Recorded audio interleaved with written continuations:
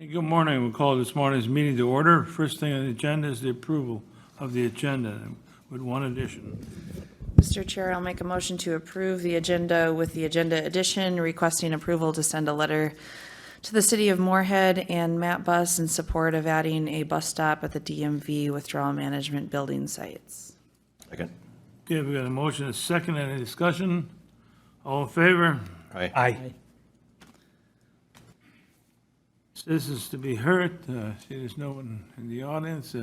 No man online or anybody online, excuse me.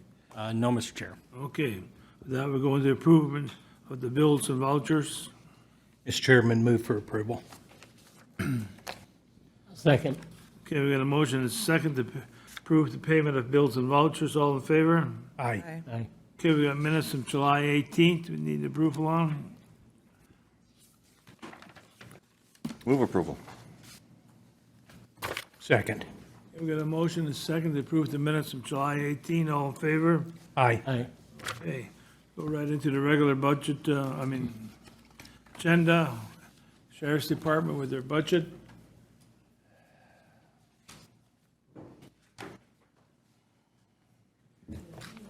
Good morning, Mr. Chair, Commissioners. Thanks for having us this morning. We'll Mark, kind of dive right into it here. We got a lot going on today. As a reminder, 11:45 noon, we have our Chief Sheriff Burger Cook-Off for night to night. So if you get done in time, I know it's. They're just trying to hold you here so you can't get over and prep. And win again. Yeah. you deliver? Yeah. It's hot outside, you deliver. Well, hot in here. We'll get right into it with our revenue increases and decreases. We did do a PowerPoint for you this year. Hopefully it's going to be, we just did it through the sheriff's office side, just to try it out, just to see how it's going to work, to see if the commissioners like this format, and if you do, we'll do this format here moving forward. It's a little bit easier for us to kind of figure out as well, but for the revenue increases, we're anticipating some increased state funding. So we're increasing that $15,000 for revenue. That's 203-5276. Impound fees, we're decreasing impound fees. We are not impounding as many cars. We're not using our impound lot as often. It's more of a private contractors now are taking them to their lot. So we are decreasing that for revenue. Rent on the building per the contract with the city of Moorhead increases $25,000 to take it to $425,000. We usually don't have any type of revenue for our DARE program because that's just based on donations received and things like that. But we are proposing $1,500 just on recent history with donations. Our miscellaneous refunds, we're also increasing that by $5,000. Just when you start looking back at some historical increases, that makes more sense for our revenue. Our pistol permits, this is one that's usually kind of an up and down. We had it at $60,000 a couple years ago, and then we moved it back up to $80,000. Now we're proposing to drop it down another $20,000. I think that's a little bit more accurate as we move forward, and based on our recent history as well. And then the 217-5220, our U.S. Marshals Task Force, that's a $15,000 increase in that. For some reason, we didn't have that accurately reflected in our budget for last year. Therefore, we are reflecting it accurately now for this year. So total revenue increases for 2024 is going to be $38,702. And the other revenue areas in the budget, we did look at those, but we are maintaining the same amounts on those as well. Any questions on revenues? Expenditures. Our salaries, of course, those went up by 5.69%. That was just through COLA and steps for an additional $194,000. Health insurance went up as well, $12,798. And when you're increasing your salaries, your para goes up as well, so that'll go up another $27,441. We did have a longtime coordinated employee that left, so we're just seeing a slight decrease in Social Security of $605. And then Medicare is increased $1,854.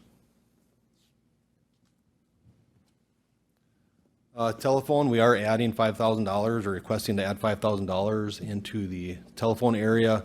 We've exceeded the budget the past 2 years in that area, therefore, we believe this is more of an accurate reflection of that. $1,500 for dues and memberships. Reason for that, it's an increase to our SWAT team membership that we do have. That budget is going up as well. Excel Energy on gas, $15,000 increase. This is one that we don't have any kind of say over. This is a bill that comes over from our maintenance department, and it's been increasing over the past years, so we're requesting $15,000 more in there. For other professional services, this is a line that we take psychological exams out of for new hires, physical exams out of for new hires, and vet bills for our canines. This was initially going to be a $5,000 increase. We initially had this at $15,000 or $50,000, but due to a recent change in state law, we no longer are responsible for the SANE exams through the state of Minnesota. Those are now picked up through the state of Minnesota Public Health Department or Department of Health. Therefore, it's a $15,000 decrease in this to bring it down to $30,000. So we went from $45,000 down to $30,000 in this area.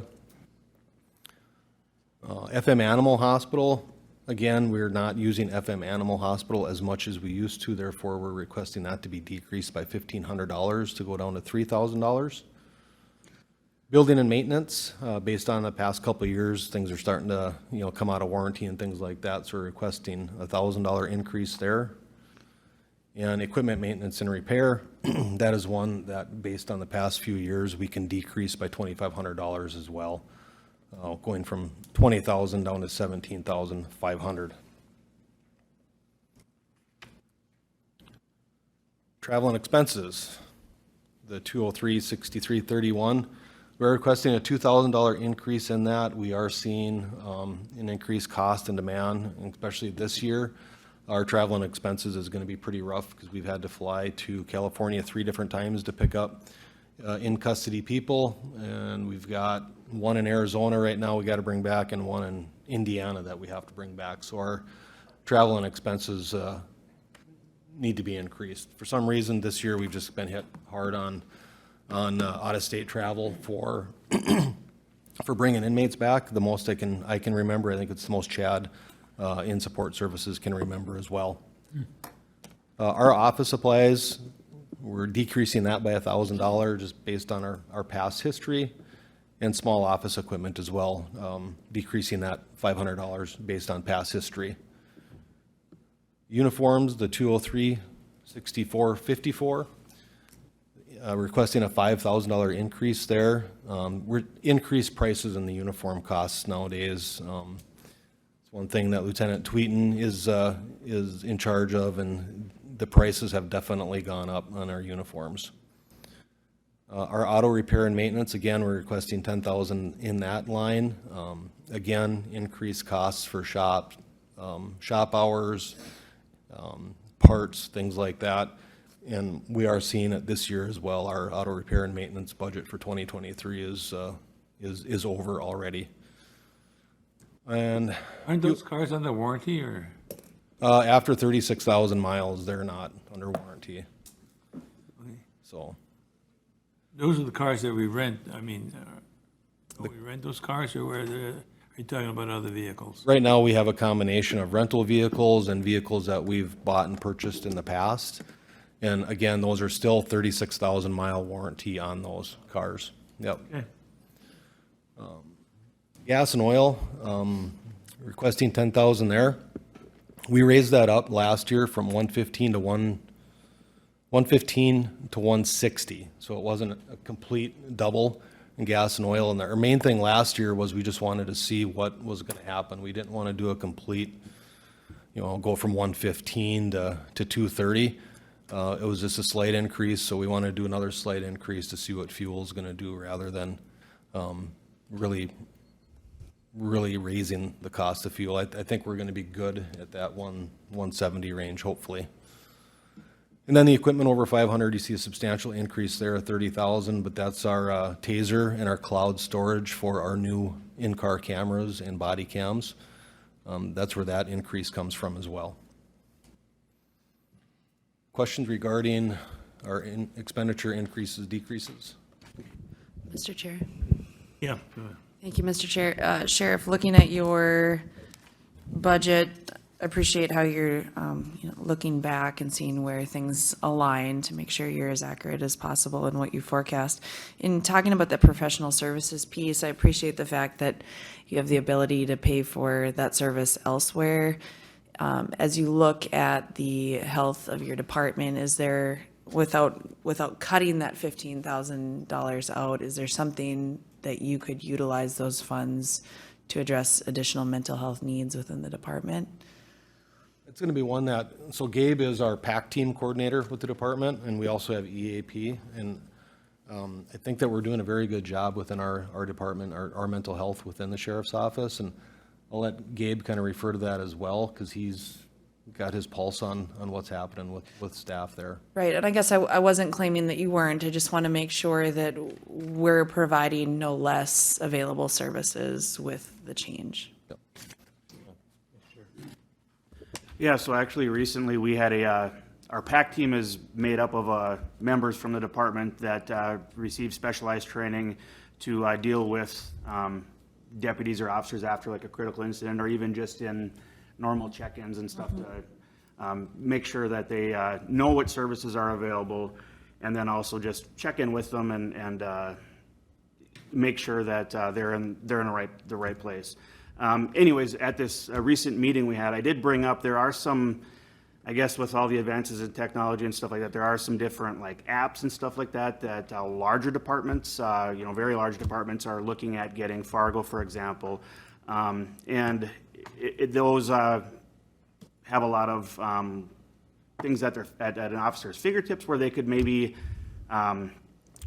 direct dial the EAP and stuff like that. And we talked about that at length, and we just felt that the size of our agency and the culture in our sheriff's office, we really are very family-like and have a good understanding of everyone, and just keep in such close contact with everyone that they didn't feel at this point that was really something that would be utilized throughout the department, so. Thank you.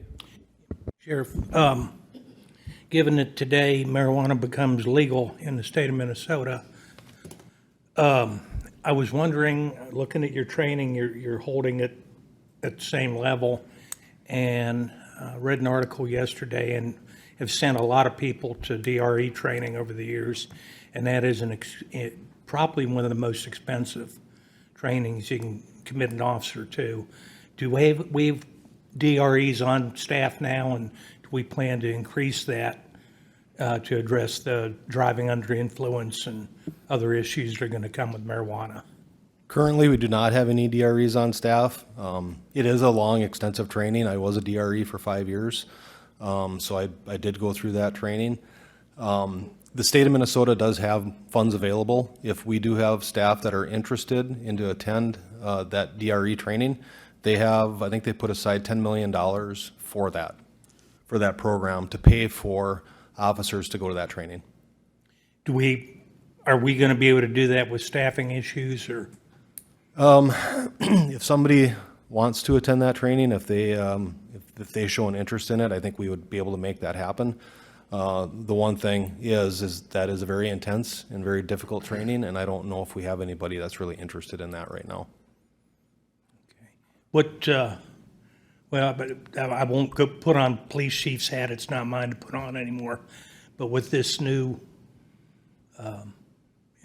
what we can anticipate a wide-scale use of marijuana, and it's no longer a criminal offense, but driving under the influence is still driving under the influence. We make those cases that would really be useful if you had a couple of folks that were willing to take the training.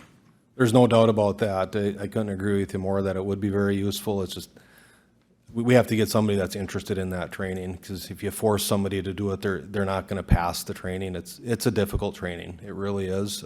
It's 9 days of pretty intense classroom, along with a couple weeks of doing evaluations.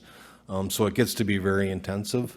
So you have to have the right person to do it and the right person to have that drive to go to that. And right now, I haven't heard of anybody within the agency or within the department that has an interest in it. But if we do, we will definitely get them to that training. Are they all being held in the metro under the state funded, or? Last training that was had for DRE was in the Brainerd area. And then they end up, I think there was one trooper in our area that attended it. And I think they went to Arizona maybe to do their practicals. Yeah. They're not doing practicals anymore in Minneapolis. What kind of equipment do you need to test for marijuana? I mean, I'm sure you got it now, but what do you use to test if someone's, Right now, it's, we'd have to do a search warrant, and then we would have to obtain either a blood or urine sample from them. There's no roadside testing equipment available at this point to test for marijuana. okay. There's some they're trying to develop some, but I think it's going to be down the road before we're going to see that being used. So it's an officer's interpretation whether they're high in marijuana then, or? Yep, so what we end up having to do is go through standardized field sobriety with them, like we would normally do on a DUI arrest or any other type of drug impairment arrest. After that, we would determine if they're impaired, and if they are impaired, then we would end up arresting them, bringing them to the jail, at which point we would attempt to contact a DRE to come and do an evaluation on them. If we don't have one available here in Moorhead or the State Patrol, we can reach out to Fargo and Cass County, where they do have DREs available, and they have come over and done those evaluations for us.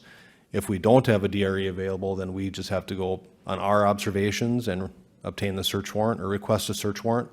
And if one is approved, then we would do a blood or urine sample. Thanks for that update. I just wanted people to know what the procedure is. Thank you. Yep, no problem. And I'm curious on the search warrant, how long does that take to get? The search warrant, however long it takes to write it, and then depending on the time of day, to be able to contact a judge to review it. Relatively speaking, it's maybe an hour to an hour and a half. Okay, Yep. curious. Have you given any thought to jail personnel being trained? Not at this time, I have not. That's something that we can definitely look at, but we want to make sure that they're long-term employees as well, because that's a significant investment into that employee. Yep. So, Well, we'll get back to budget. all right. We do have a new request. We've got a couple new requests for you to consider this year. I'm requesting a community service officer. It's very similar to what you see with the City of Moorhead community service officers. That's for the duties there, that's a very quick snapshot of what they would end up doing.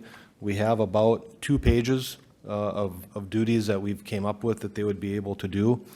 But this person would be able to provide support to our public, the administrative staff, patrol, emergency management, records, our corrections. They would be participating in meetings, events, and activities. They would assist with the fleet maintenance and movement of squads. Right now, that's done by a lieutenant or above. So a lieutenant or above is being taken away from their duties to get that stuff done. Be able to enforce our county ordinances and enforcement of animal control, which is something that would be nice to have, especially one particular area of our county where we're getting a lot of dangerous and loose dog calls. I think Commissioner Mojo knows that area well. It's not my house, but Yeah, it's not yours, no. close. Also to maintain the organization of our self-storage building, assist with setting up and helping with trainings, assist the civil division with property and auctions. We'd be able to assist investigations with collection of evidence and property on warrants. Be able to assist the auditor's office even during election times, or if they have to run ballots around and things like that. That's something we currently do now, but that's something a CSO would be able to do. This is something that we've identified as not necessarily a want, but a need within our office, and I think it would be beneficial for our office to move forward with a community service officer as well. Sheriff, with that position, then would that require an additional vehicle? Right now, what we would do is we would have them use the emergency management pickup that we currently have, and then in 2025, we would look at leasing a vehicle through Enterprise. Okay, just, Any other? All right, moving on. There's another new request of a UTV, Polaris Ranger UTV. This again is identified as more of a need. We found that sending just our current UTV out in a blizzard with one deputy alone can kind of get to be a safety issue for that deputy. And we did have a mechanical issue occur one night when we took our gator out. Fortunately, the deputies, and it was taken out in the middle of a blizzard. Fortunately, the deputies were not that far away from the roadway when this occurred. They were able to get back to a squad car safely.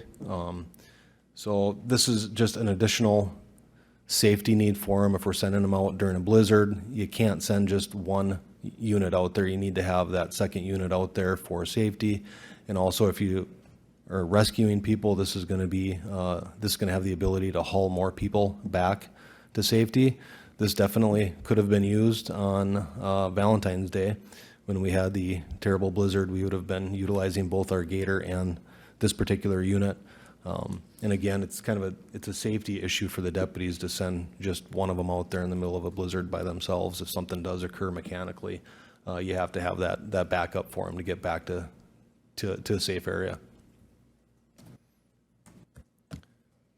And next, a request for 2 additional deputies for 2024 as well. As you can see there, our calls for service since 2019 have continued to rise with a big spike between 2020 and 2021. As of today, this morning about 7:15, we're at 14,382 calls. It's a large increase in calls for service for the sheriff's office over the past few years. The other thing that we're really kind of struggling with right now is when you factor in trainings, vacations, comp time off, along with family medical leave now. Our schedule gets to be pretty tight. A lot of times, we're either below minimums or we're at minimums, and I can't imagine what's going to end up happening with the additional FMLA time that people are going to have.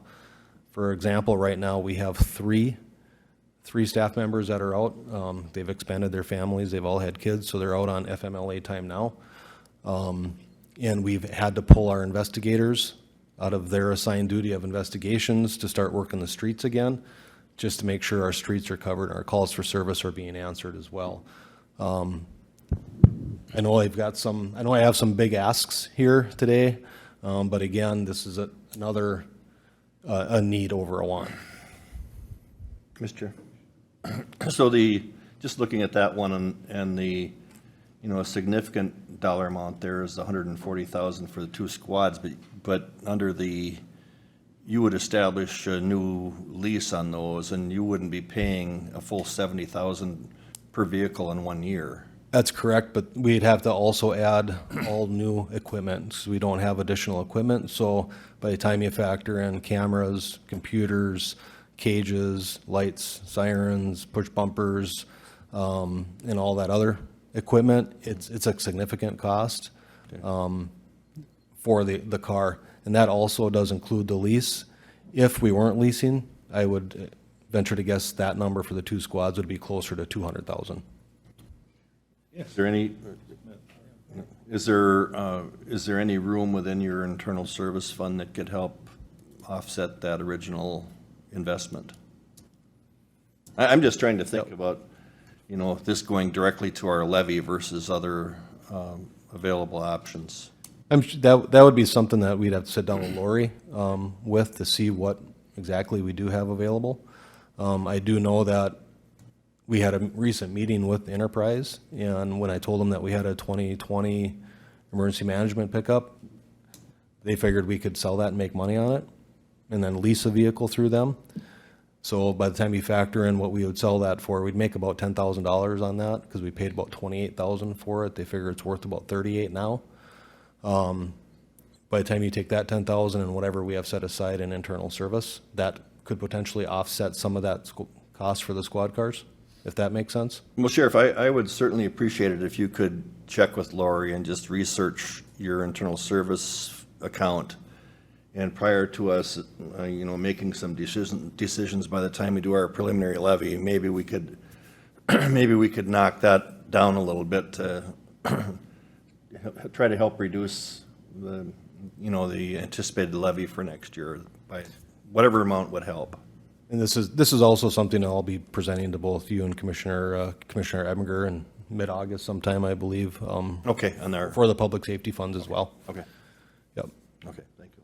Yeah, I was going to bring that up, but just an aside on this, having watched law enforcement in this community for quite a while now, if it weren't for Clay County deputies, my experience in Moorhead was we would have officers hurt or worse for lack of backups, for lack of staffing. Too many times I've seen people have to come from the law enforcement center to back an officer who's on a call that would be potentially dangerous for the officer and only made worse by the backup having to speed through town to get to them. And if it weren't for the sheriff's office, a lot of those calls would go single car without anybody else to back them up. In our outlying communities, the same thing. State Patrol, same thing. The Sheriff's Department has always done a very good job of having other law enforcement agencies back here, and that covers the entire county. So I think it's incumbent on us to make sure it's adequately staffed. I think the sheriff and his staff have done a good job of showing where the need is. We're going to have to figure out where the money's going to come from. I hate it to go into the levy. Whatever we can do to minimize the impact is important, but these two deputies are just as important. So I just want to go on record. I think this is a need, not a want. Okay. Anything else? Okay, thank you. We'll move on to some of our other areas of our budget. So that our task force, our 205-217 task force budget. 2019, as you're aware, we did join the U.S. Marshals Task Force. There's a slight increase in what is being reimbursed back to us, and that's an increase of $1,335 from 2023. The only thing that is reimbursed back to us is that deputies' overtime when they're working a task force case. So we did put that amount to $20,702. And then in 2022, we joined the U.S. Postal Task Force. Again, that's overtime reimbursement back to us for $18,649. But we do, with this particular task force, we do get reimbursed back $850 a month for the squad car. So we're putting $10,200 yearly into internal service on that as well. Again, this is overtime reimbursement only with these two task force. Our medical examiner, there's a slight increase in, I gotta find it here, in loaded miles. Ron from Valley Mortuary Services increased at $265 per loaded mile rather than $225, which is an 18% increase. We're basing this on 48 autopsies. We're getting that number just based on historical averages and things like that. And as you can see for 2023, as of 7/1 of 23, we're at 24. So we're right on track to be at that 48 autopsies.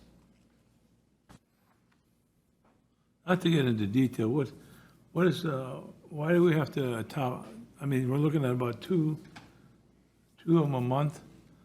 What are which ones are going down there for autopsy, whatever that word is? Yep. Yeah, so how we operate that is whenever we go to a call of a deceased person, we call Ramsey County Medical Examiner's Office, who is considered our coroner, and we provide them the details of the scene, we provide them the details of the person's medical history and things of that nature, and they tell us then if they want that person to come down for an autopsy, or if we can release that body to the funeral home. So the determination is made by the Ramsey County Medical Examiner's Office. Okay. Very good, thank you. Thank you. And we'll do a quick overview of our dispatch budget. So the Red River Regional Dispatch budget is $5.4 million for 2024. It's a 4.14% increase. Our share of that, Clay County share of that, is 8.3% for a total of $453,669.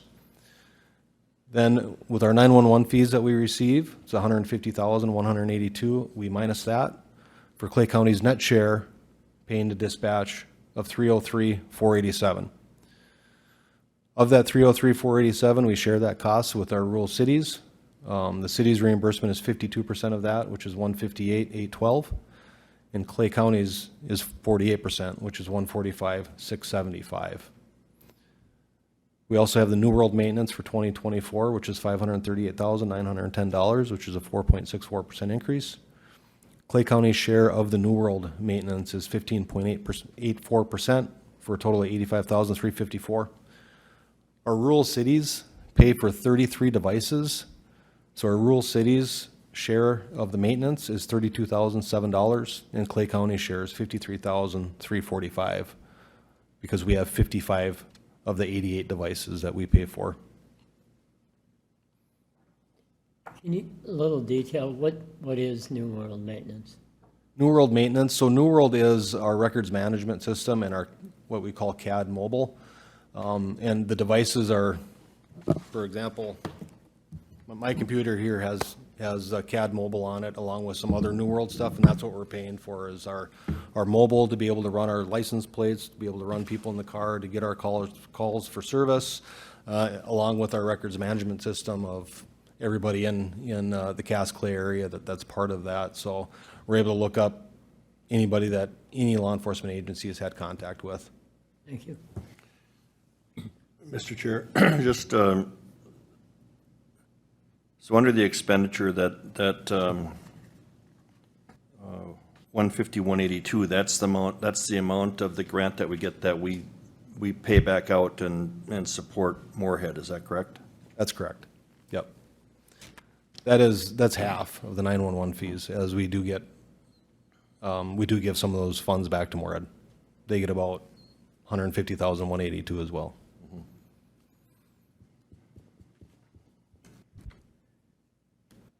I see that's up slightly the total is up slightly from last year. Is there an effort from the State Sheriff's Association to try to get more of those dollars? I don't know if it's coming from the State Sheriff's Association at this point. It's something that needs to be discussed and addressed. Just for the public, only 80 cents. It's 80 or 83 cents is what the 911 fees are that are collected.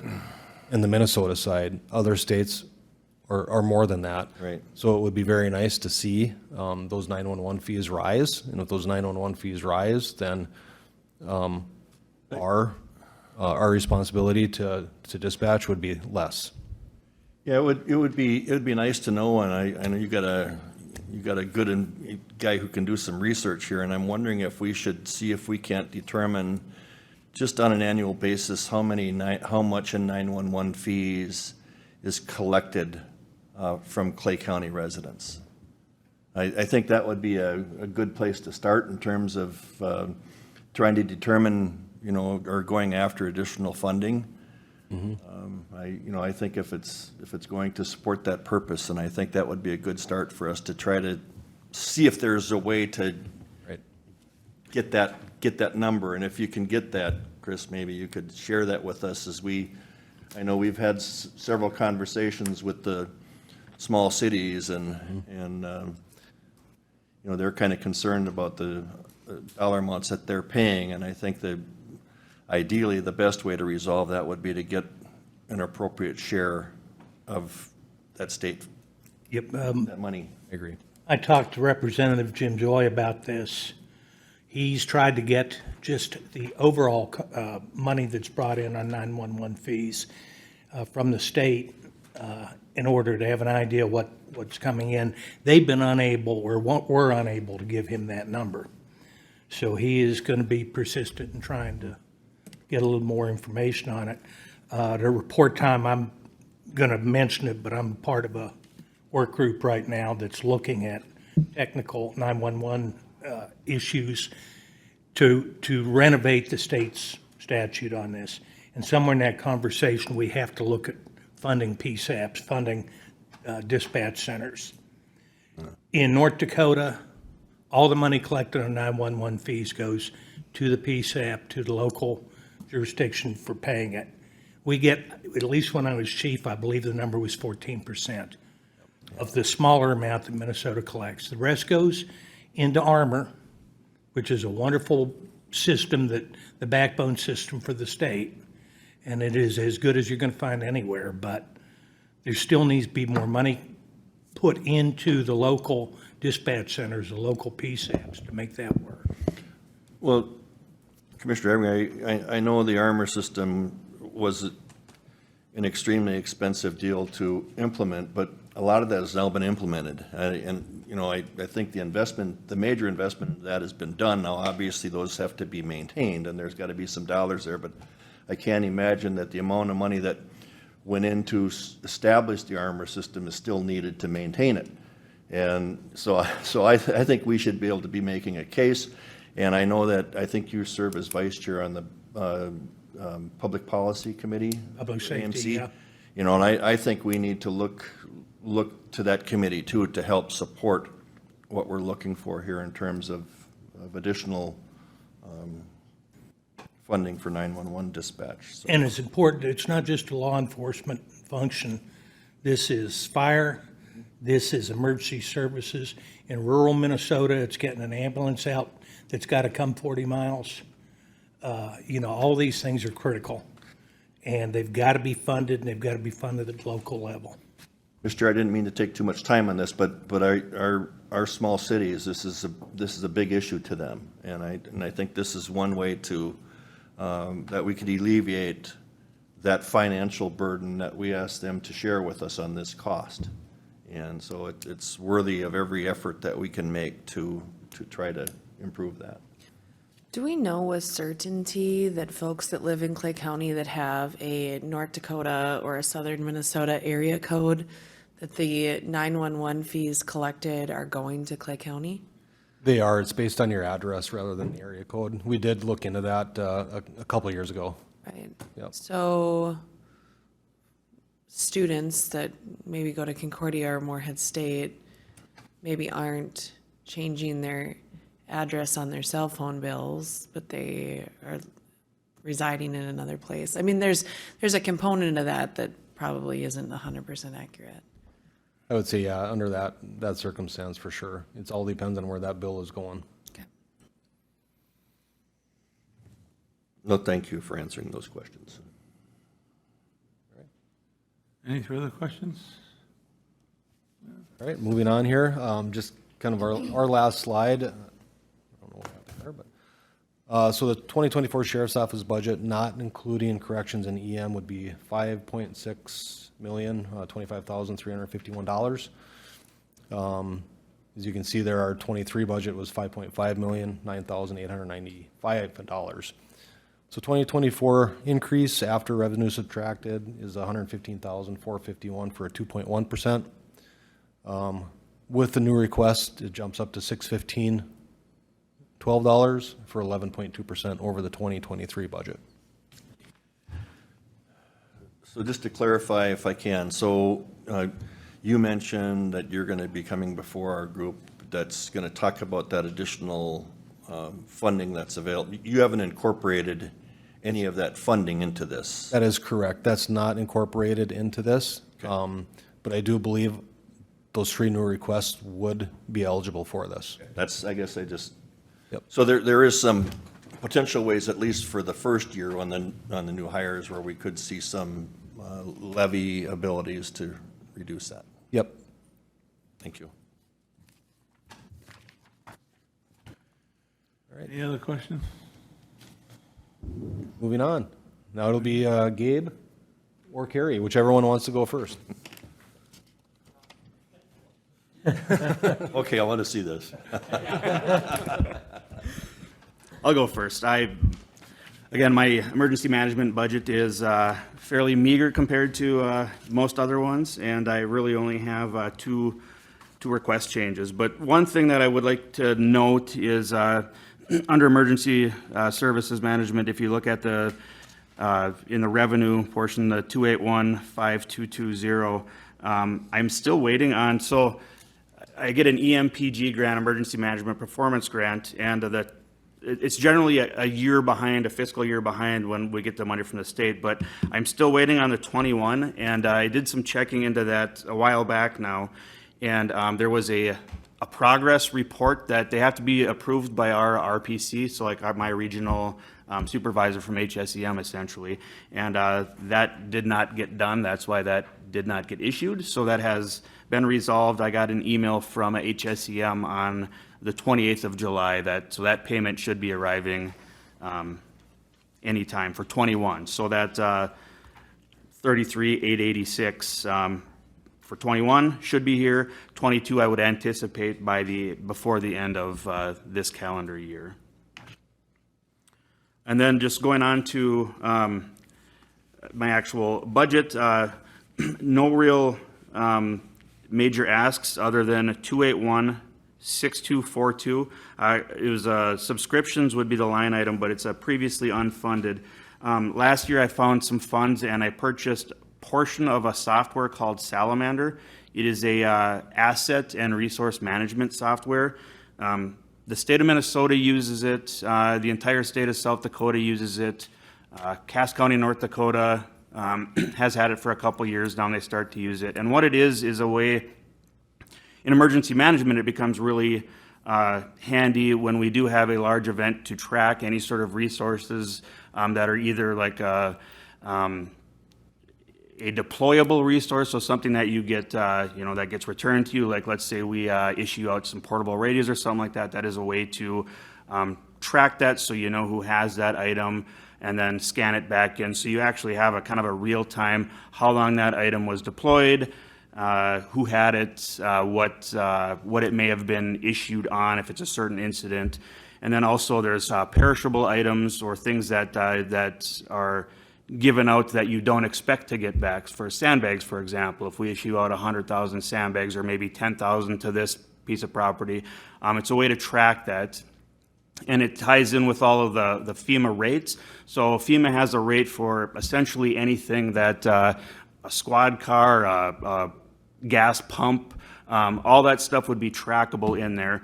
And I'm able to run a really nice report with a lot of different information that fits what FEMA is looking for in reimbursement. But I've also found on the asset management portion, which I purchased this last year, that I'm using it a lot for I order all of the equipment and keep track of our training records for the sheriff's office, and it's really working wonderful to keep track of things like our ammunition, like usage and things like that, munitions, gloves, rubber gloves, disaster pouches, things like that we normally use. So essentially it would be very similar to a type of software that, say, a Walmart or something would use to keep track of their inventory. But I'd like to expand on that a little bit. They have a track app portion, which is also used to track personnel. So I've kind of been playing around with it a little bit, and I've been able to add everyone from the sheriff's office, their salary plus fringe benefits. So for instance, if I deploy to the EOC, I would scan myself in, scan myself out at the end of the shift, and I have a nice report that says Gabe worked 8 hours in the EOC, and it actually figures out everything for me on the FEMA end. Anyway, so the annual subscription fee on that is about $2,300. Again, I found a portion to buy part of the annual for this year, and I've been testing it out, and I'm really happy with it.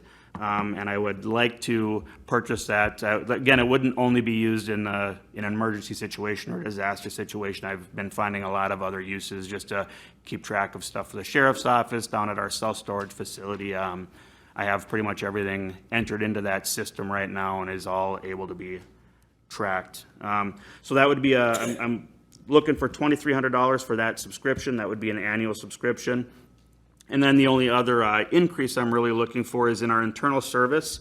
$6,500 a year had been going into that. I'm looking to increase that by $500 to $7,000. And the reason for that is our unmanned aerial vehicle program, which would be our drone program. Moorhead Fire Department mans our drones. We've seen a bit of an increase in requests for service on that, and the technology is, I guess, so rapidly changing on that. The lifespan of the drone we have, I think I initially put a lifespan of about 10 years on that item. It's more like probably 5 years. The technology, it's right now they don't support that system anymore. So as far as repairs and stuff like that, it's not covered under warranty, and the company DJI won't even support repairs on that. So you can find some aftermarket. There's some people that do would still work on it, but with the advances in technology, though, the price has also come down on the product. So actually, I'm looking at upgrading our drone, and the price with the same features we got in our previous one is about $5,000 less actually, but we are looking at possibly expanding to 2 drones. So that the ones that we'll be going to are a little bit of a smaller bird, but they do still have the thermal capability on them, a spotlight, and then also a microphone. So for instance, if we are looking for a missing person or we have someone that fled into a cornfield, microphone becomes very important to be able to give commands. Also, it has a microphone you can hear their conversation back. It's a two-way. And then the spotlight and the thermal, again, are very important when we're looking for a missing person. We did have a successful find here a couple weeks ago of someone who had an abandoned vehicle, and there had been some previous law enforcement contacts with that person that earlier that evening in another jurisdiction, and drone was called out. This was in a rural area, and they did locate the person out in an area. My goal would be to expand that, so Moorhead Fire, which they do a great job, they're able to deploy rapidly, would still have a bird, and then eventually look at maybe getting a couple of our deputies trained up on the certification, and maybe having one with maybe issued to like a patrol sergeant or something like that, so we would have one actually out on shift.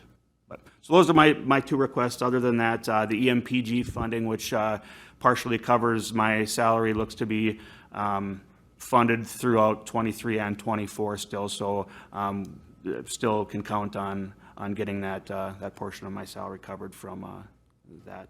Any questions for me? Mr. Chair, can you just briefly tell us what the other professional services is within? Yep, I can. Give me 1 second here and let me. So other professional services in mine would be things like First Link. We pay membership to First Link. Valley Water Rescue, we pay an annual membership to that. And then also we do have some tower dues we pay to the state of Minnesota. So under the Armor system, the state has different radio towers, and we pay maintenance on that, an annual maintenance on that. So we pay a portion of that, so that comes out of there. Okay, thank you. Mr. Chair. Thank you. Gabe, can you just highlight on the federal grant revenues coming in, 21 actual was 397, 789, and then December year-to-date was 760. Can you just explain why the June year-to-date is over 11 million? Oh, I'm sorry, which line was that? On the top, the line item ending in 5320. Oh, the state grant? Your federal grant.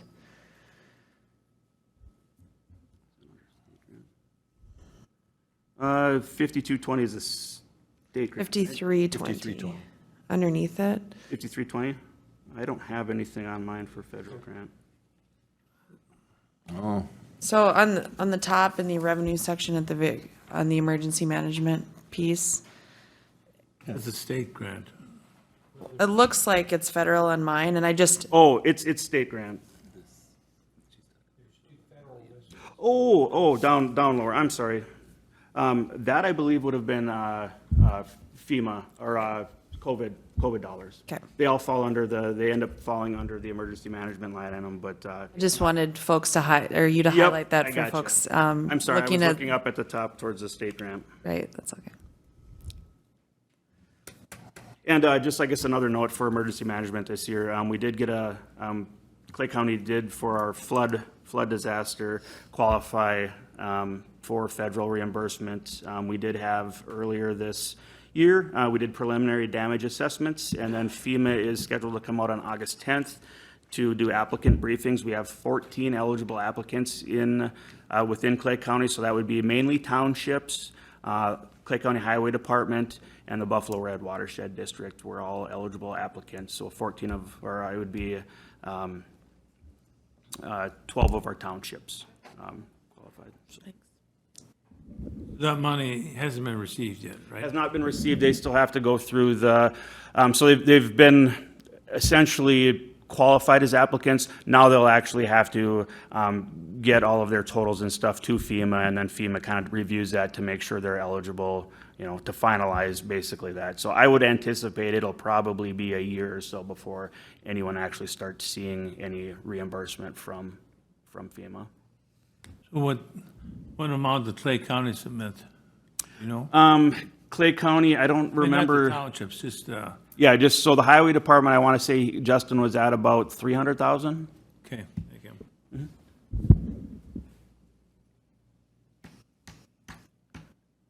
Carrie, I think you're next. Right. Okay, we'll start with revenue for corrections, or booking fees. I knocked that down 1,500. We just haven't reached that mark for the previous three years.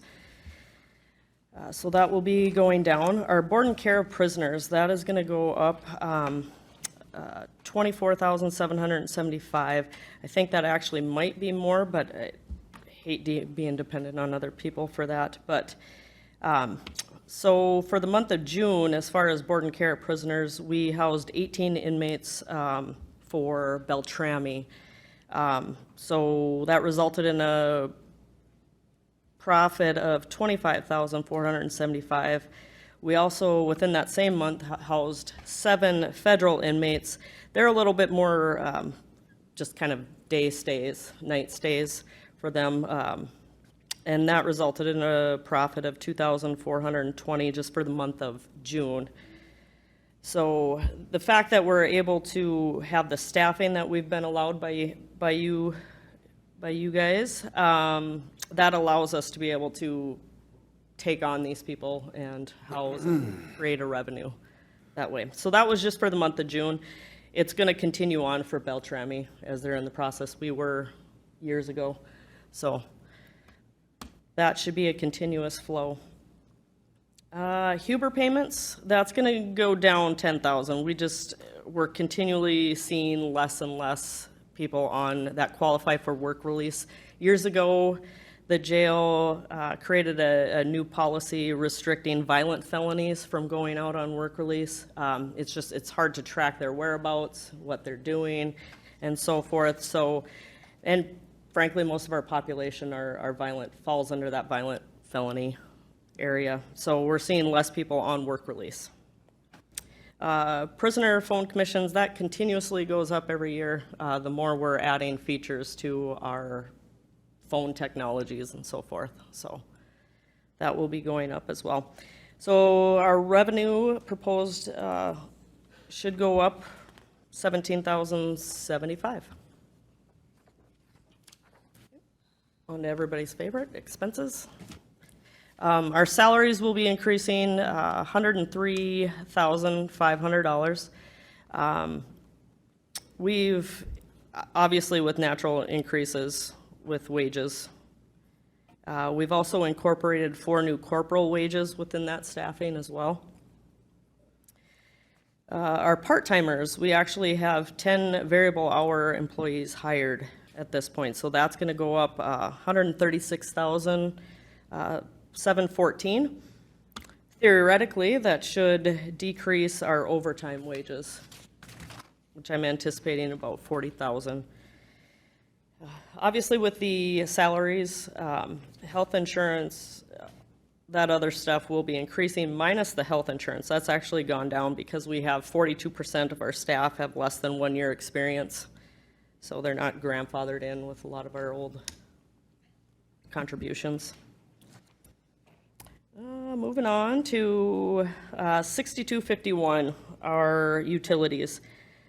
We're going to be going down 25,000. Speaking with Joe, we kind of overestimated the energy hike last year, so hopefully that's down. Our gas bill, this one is,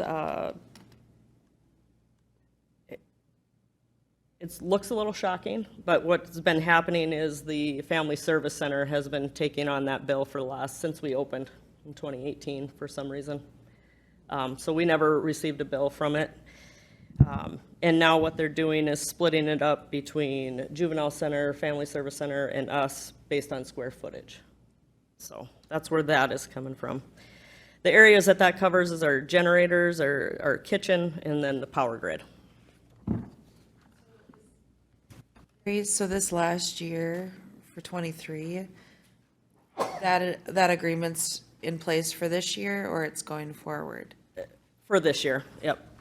And I guess the reason they ask, if you've got 145,000 budgeted, but 6 months in, and we had a pretty not cool winter early. Right. You're only at 8,500 for 6 months of the year, which is half of the heating season. I'm just not seeing where we're gonna get to 145. Mr. Chair, Commissioner Mojo, generally how that works is Joe collects all of the bills throughout the year. Okay. And then there's a one-time payment that goes out at the end. Okay. Thank you. Okay, moving on to professional services. After looking at this a little more detailed, that's going down 19,788. We've overestimated hikes, I think, in the last couple of years. Our professional services, basically that's like our Schedule Anywhere software, our annual services to our accurate controls technology within the facility, our psychological testing for all new hires, our river project, Lakeland Mental Health, our language line, deaf and hard of hearing services for that. Prisoner board, which is our meals for our clientele, that should be going down 86,969. We just, again, haven't hit that mark, which is why we dropped that number down. Medical, that will be going up 35,073, and that's based on the annual 5% increase that ACH has, along with the CPI for other medical services. Building repair and maintenance, that's going to need to go up about 13,000. All warranties have completely expired on the building. We have 2 air handler motors that need to be replaced. The windows inside the buildings are being, we have some unhappy clientele sometimes that those windows need to be replaced sometimes. So there's quite a few of those, and just general maintenance. Equipment repair and maintenance, that needs to go up as well, 5,000. That's a lot of our kitchen equipment is it's quite expensive. Travel and expenses up $800, just price increases with hotels and gas. Office supplies, we did increase that 1,043. Honestly, we use a lot of paper in there, Post-it notes and so forth. Small office equipment, that'll be down $155. We just haven't hit that amount in the last 3 years. Custodial supplies, again, that's also down 5,000 in the last 3 years. We just haven't hit the amount we've suggested. So, jail supplies, that'll go down almost $1,000. Staff uniforms, that's going to increase 10,000. We have 52 employees, and at $630 per person, we just need to increase that. Okay, a couple new line items. It's not really a new line item. We're transferring from the sheriff's budget over to mine, which will be the auto repair and maintenance, the gas and oil, and telephone expenses. It just allows me to keep track of money coming and going. That's for that. And then equipment over 500, that's gonna go down 1710. So looks like the proposed budget will be up 3.7%, but if you figure in the revenue, it's actually more like 56%. That's all I got. Carrie, seeing the increases in, the utilities on the building, how confident are you that the per diem that we're charging out of county inmates is accurate to reflect how much it costs to have them here? That's something that we're actually gonna be looking at increasing. Yeah, Alright. that needs to increase. Okay, thanks. Yeah, we do have to reach out to the Marshal Service and talk to them in regards to the contract, and, because right now I think it's at $55 a day, but even the Marshal Service said that that can be increased to much higher than that. So we will be looking into that.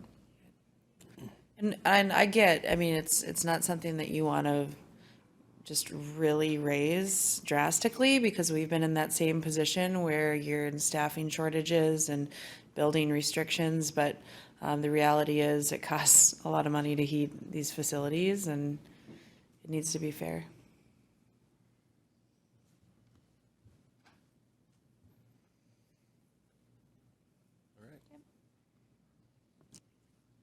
Is that a question on building repair and equipment repair? You add those together, that's $30,000. I mean, is there that much of repair to that? I mean, I realize there must be, or you wouldn't have it in there, but what type of stuff is there repairing that's going wrong? Thanks. So for the building repair, that's everything kind of on the outside of the building, I guess. Anything to do with the roof, the masonry on the outside, doors, and so forth. That adds up really quick, and it's not cheap. The air handlers alone, replacing those motors are about $1,000 a piece for the motors, and I think Brian, I believe, said there was 22 maybe up there, air handlers, and they're starting to come to their end. And Mr. Chair, just for example, I don't know how many locks they have in Oh, there, yeah. but they're about $2,000 a piece Yeah. to replace. So we're still at that point where it's still new enough, but they're going to start Yeah. to see some of those start to fail.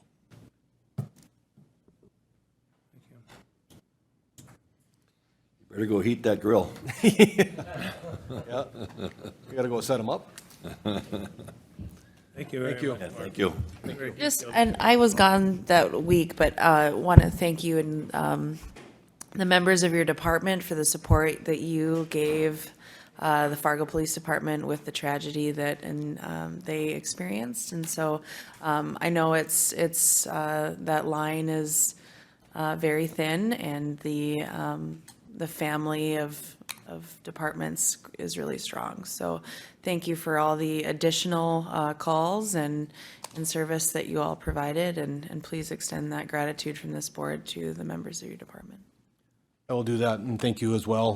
We obviously wouldn't be able to do that without your guys' support, not only through the budget, but you guys also support us with whatever we need. And as mentioned earlier, you're always looking out for us through the mental health aspect, and Commissioner Emiger, you did as well through our PIC committee. You had brought that up as well, so we do appreciate that. And like I said, we couldn't do this without your guys' support. So thank you.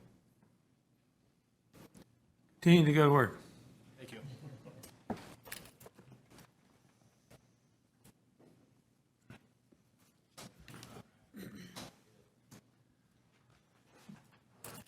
This could be the highlight today.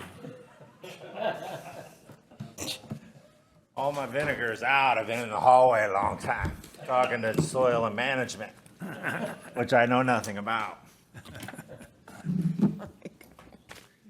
Chair, commissioners, how are you? Great. Good. Happy to see you again. Yes, I don't come here that often, but when I do, I make a point to say hi. Colonel.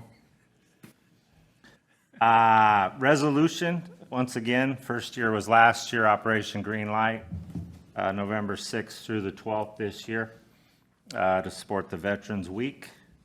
light up the courthouse, and then residential and businesses with green light.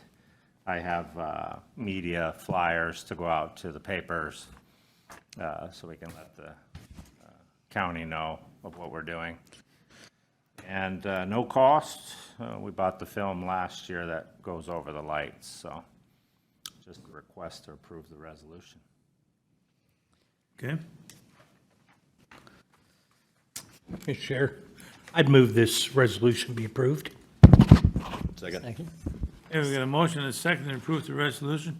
Any further discussion? Mr. Chair, just to clarify, that resolution is 2023-15.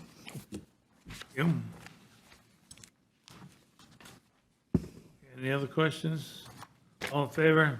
Aye. Aye, opposed? Very good. Nice. Anything else of me? Need anything else while you're here? No, I'll be back in a couple weeks. I gotta close out my grant, so we'll. You might need to go give the sheriff some tips on your grilling abilities. I would appreciate if you don't give him any tips on your dancing. I've seen it, it's terrible. But I was looking for that video. I've got it. Do you? Mm-hmm. Is that for future or maybe? We'll see. I just spent the weekend with the bikers in Forest Lake. They were donating to our Veterans Fund, which is out of my scope, but it was fun. So the donation will be coming up soon. They're gonna motorcycle gang it up here. Great. And I'll have you guys aware of that. So if you wanted to come for a check presentation. That's the fun we share with Cass County. So it was a good night. We brought our spouses. Pretty tough gig. You gotta go down there and party to get money, but someone has to do it. But we'll take it any way we can get it. Okay, thanks, Kurt.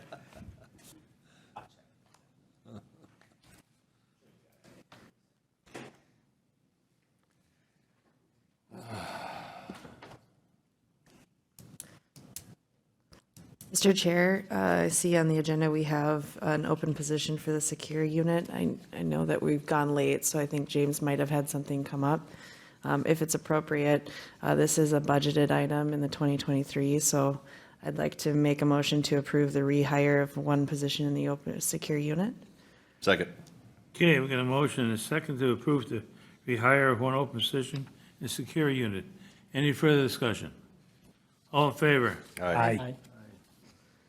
Okay, And also seeing that next agenda item would be a motion to rehire one position in the non-secure once it's vacated in August. This is also a 2023 budgeted item. take it as a Second. motion. Okay. Any second? I'll second. Okay, any discussion?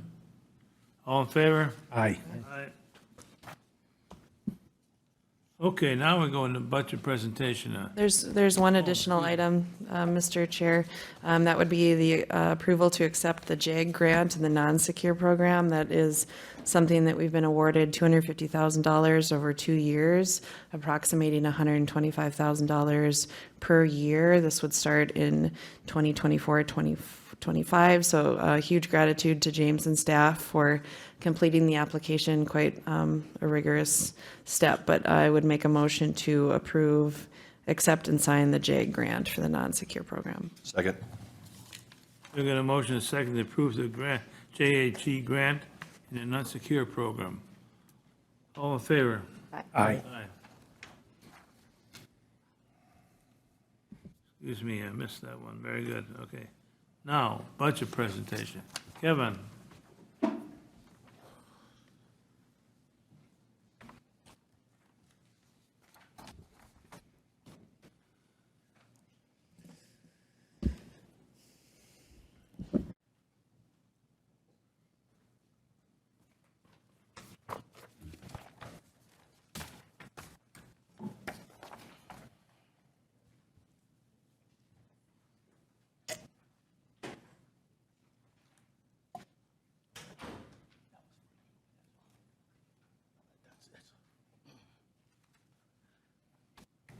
Good morning, Commissioners. Good to see you again, and thank you for allowing me to be on your agenda. I'm here to go through the Clay SWCD's budget request for 2024. I think you all know that we are a relatively small office and are funded through whether it be self-generated funds such as our no-till drill and tree program, county allocation, which is always something that we appreciate from you folks, and also state grants, and we pretty much survive on state grants. I won't go into a whole lot of detail on some of those, but as far as looking at the expense side of things, for most of our programs are staying pretty much the same, but things are just costing more these days, like everybody else I'm sure has been asking. We're seeing increases to our salaries and benefits. Our department sees very little turnover as a rule, but typically we pretty much pretty sound with our staff. Although last December we did have one that retired, and we have since, as of June, hired 2 new employees. So it's good to have some young folks in-house again. And finally, our benefits and salary packages we're looking at following the county's cost of living increase this year of 3%. And health insurance projected increases in that 9% range is what I've been told by our Lakes Country Service Cooperative employees. With the new employees, our employee training and meeting expenses have been increased. Training and workshop attendees is something to get our new employees up to speed, is something that's just going to take some time. So that has been an increase in our budget request. And then new equipment, once again, with new employees comes some growing pains with that, but we only have 2 pickups that we presently operate with, and a vehicle shortage is something that we're finding ourselves in need of a new vehicle. So that's something that we are looking at purchasing also this year, or we're still kind of hoping that maybe there's something could be working through the county's lease program, but I guess that's something we have yet to get ironed out. As far as the revenue side of things, most of our state grant programs have stayed the same, but we are seeing some increases to our state-funded natural resources block grant, which is a Wetland Conservation Act program, and then our local water management plan program. We also, after 8 years, finally got through our MASWCD's lobbying efforts, and I think with Commissioner Kravenoff's in the wings there too, instrumental in getting us in the governor's budget with what we're calling SWCD aid. And it's not new money, but it is coming from a new source, or a different source. In the past, our funding that we've been receiving from the Clean Water Fund is something that has been frowned on by a number of legislators. They would rather see dollars go to projects. And we've been fighting for 8 years, as I said, to try to get in on the governor's line item, and finally got in at that level. So we're thankful for that effort, and our lobbying efforts definitely has been, we're seeing something come to reality. Some of the concerns that we've got with that is, following the legislative session, is that the amounts that we're receiving, the increases are one-time increases, and after that, if those dollars are reverting back to what the base budget amounts were for the next biennium and beyond. So there is some concern, and I know our lobbyists through our association will be trying to get to at least maintain at the level that we receive, but we're already looking at potentially going back to where we were. So there's just concerns with hiring 2 new folks and having those concerns with budget issues down the road. So with that being said, our budget request for 2024 reflects a 2.8% increase over our last year's allocation. I guess, as always, we always appreciate working with you and your department heads. And any questions? Yes. Glenn? Yeah. So Kevin, if you will, let's talk a little bit about that aid. Yeah. And then if you will, just a little bit about your employees. So with the concern, so just to give the others a little background. So before the aid came in, when we were getting received money to the Clean Water Fund. Yep. That number, like last year, would have been Like $135,000, $36,000. roughly 40 grand. Correct. Right.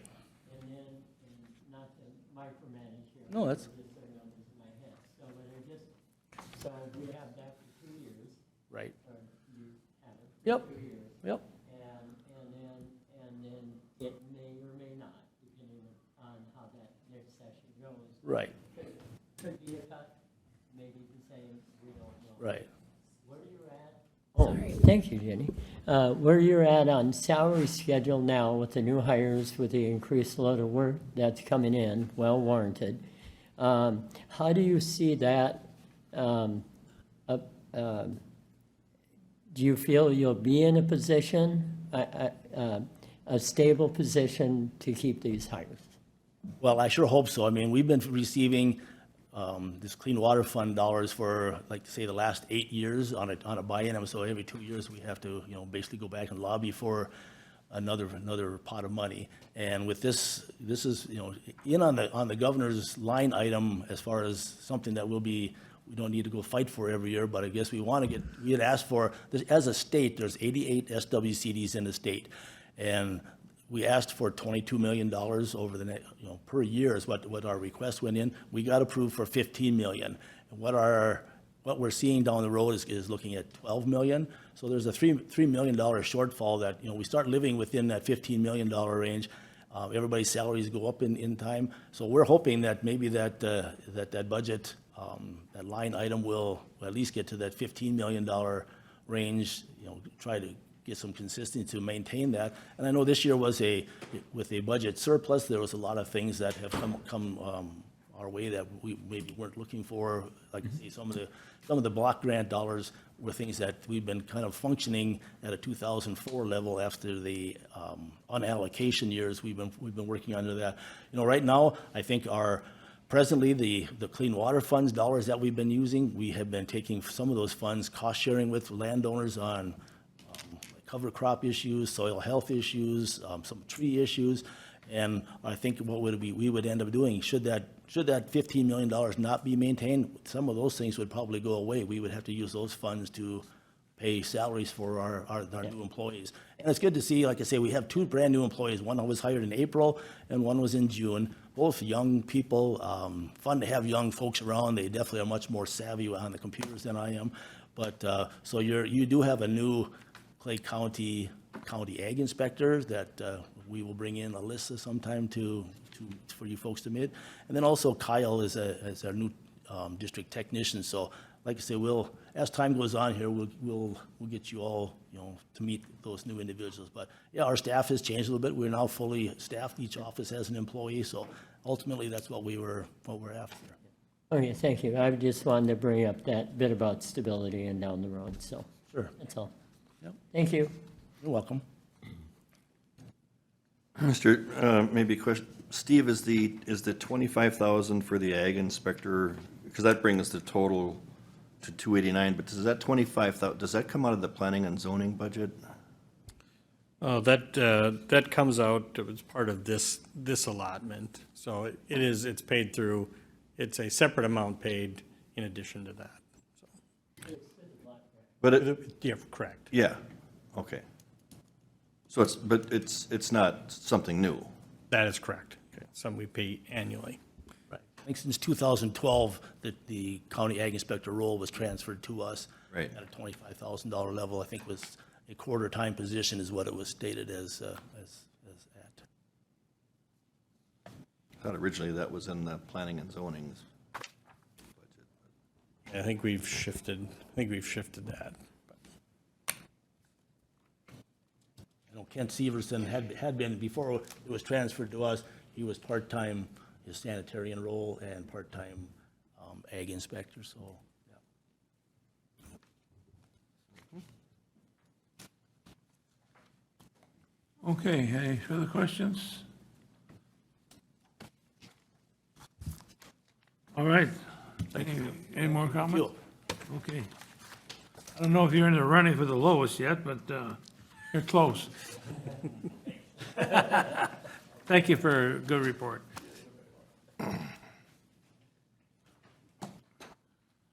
Okay, request for Clay County HRA to levy and collect a special benefit tax for 2024. Dara, you want to introduce your people? Turn your mics on, please. Good morning, Chair Gross, Commissioners. I am happy to be here to talk to you guys a little bit about the goings-on of the HRA. My name is Dara Lee. I'm the Executive Director at the HRA. I am accompanied by our new Deputy Director, who's also been the Executive Director of the Moorhead Public Housing Agency for the last 7 years. and our wonderful board chair. Her name is Tia Brasseth. She has been a longtime Clay County resident, and she came to us with such a great background. She spent 10 years as an architect, and she's been in city government in planning and development for the last 10 years. She is a LEED certified architect and has a bachelor's degree in both architecture and environmental design. So I don't think many housing authority boards are fortunate enough to be led by such a well-qualified individual. You don't want to forget Cecil.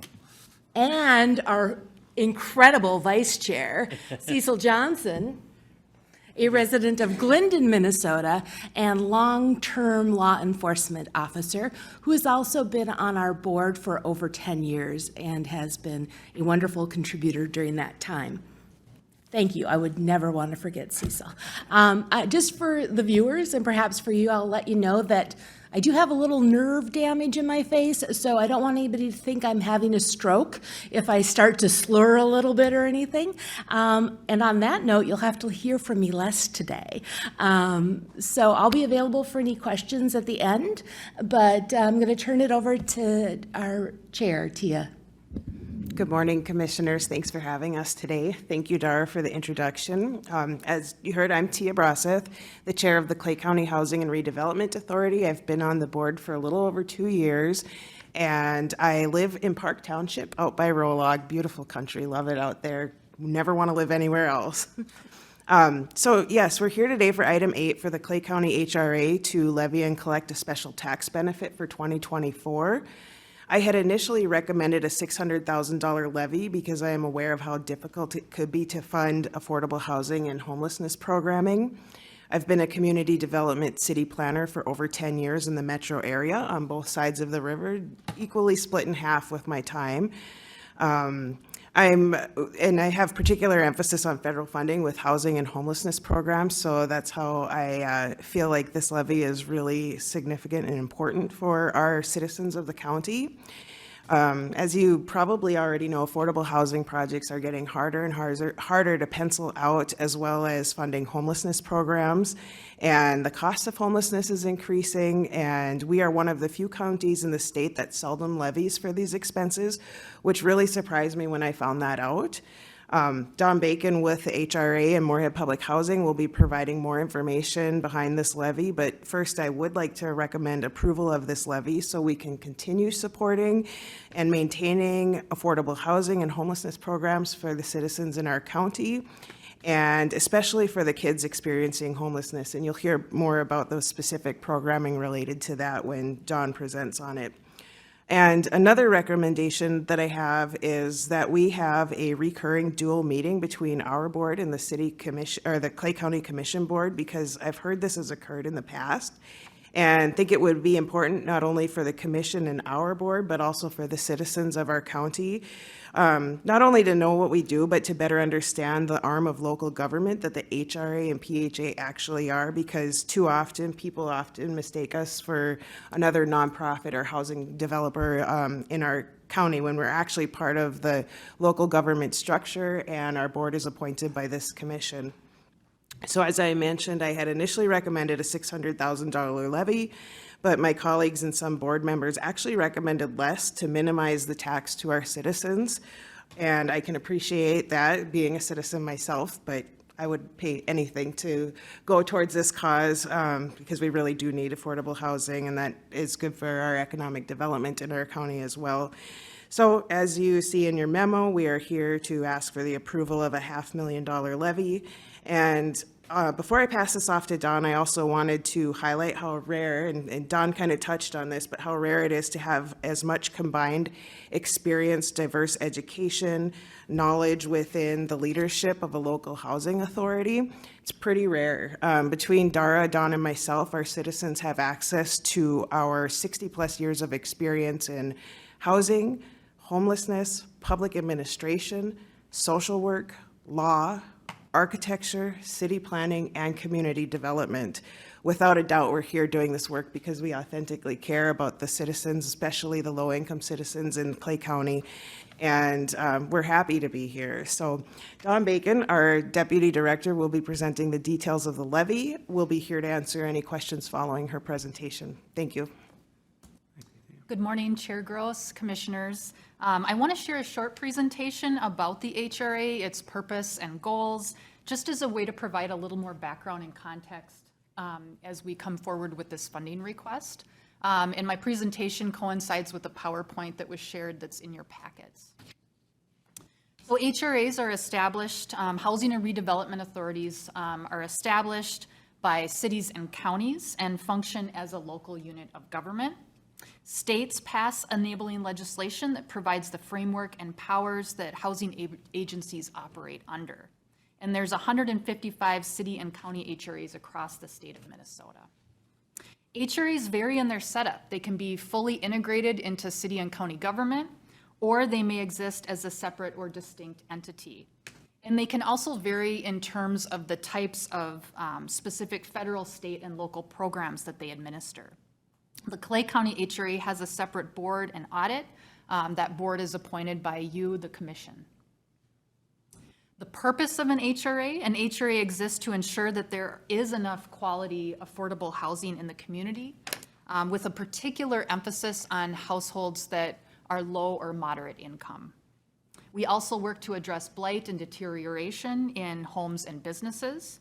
And as a government entity, our focus is really on addressing issues that can't be resolved in the private sector. Our mission at Clay County HRA is to revitalize communities by providing development opportunities, quality housing, and services. Our staff and board do this work with core values of leadership, knowledge, collaboration, service, and making a difference. And just to provide a real life example of making a difference, a number of kids that we serve participate in an annual poster competition where they do artwork and share statements about what home means to them. And a child that we serve on one of our voucher programs has advanced to the national competition. And their statement about what home means to them is that home is where I feel safe and warm. So having a home is making a big difference for that child. It makes a big difference for their family and for our community at large. A little background about the Clay County HRA. It was created in 1975. It was originally staffed by the Clay County Planning Department up until 1981. And so a number of our properties and programs were developed in those initial years of the HRA. As I mentioned, all the board members of the HRA are appointed by the Clay County Commissioners. And today we operate 20 federal, state, and local programs that address housing and redevelopment needs across the county. So I've seen significant growth over the years in terms of adding new programs and services. We own rental properties and also operate a number of voucher programs, and we partner with private landlords in the community with more than $7.5 million per year in rental payments that go out through those voucher programs. All in all, we assist 1,500 low-income households per month, and we really, in terms of who we serve, we're serving children, we're serving seniors, we're serving people with disabilities. As Dara and Tia mentioned, Clay County HRA and Moorhead Public Housing, we've been collaborating for years and recently took a step to merge our staffing and operations, and so we've provided an update for you in the board memo that we submitted for today on that. There's a slide in the presentation that lists the HRA commissioners. You can see that they represent different geographic areas throughout the county. Currently, the board is in the process of reviewing applications for a vacancy and working to make a recommendation to this commission for an appointment. So a little bit about the HRA tax levy and uses. So an important thing for people to know is that under Minnesota statute, HRAs hold a levy authority that is distinct from city or county levies and limits. And you can see a summary on that slide of the Clay HRA levy. Unlike others, the HRA has not levied most of the years that it's been in existence. The maximum possible amount to levy in 2024 is at 1.4 million, and that's more than all of the years combined that the HRA has levied in its 48-year history. The second slide on HRA tax levy and uses provides a breakdown of how Clay HRA has used levy dollars in the past. It's helped put funding from state and federal sources to work in our community, and you'll see that for every dollar that the HRA has levied, it's brought $13.65 back into our community to serve Clay County residents, rehabbing homes, addressing child homelessness, and preserving affordable housing stock. And these are significant needs in our community. The next slide on the presentation was taken from a housing analysis report that recently was published by the FM MetroCog, and it's specific to the Fargo-Moorhead-Dilworth metro area. The report identified a number of challenges facing our region. One of those is the percentage of renters who are cost burdened, putting that at 41%. And you're probably familiar with data that's more specific to Clay County, where that cost burden is even higher for renters at 51% of renters in Clay County. Cost burden is defined as paying more than 30% of your income on housing, and that's a really important benchmark in terms of health and quality of life. Because when you have affordable housing, you have room for other necessities, childcare, transportation, food, medical appointments. And the second slide, taken from the MetroCog report, shows that that report made a host of recommendations that include streamlining services and dedicating more funding to leverage state and federal resources in our region.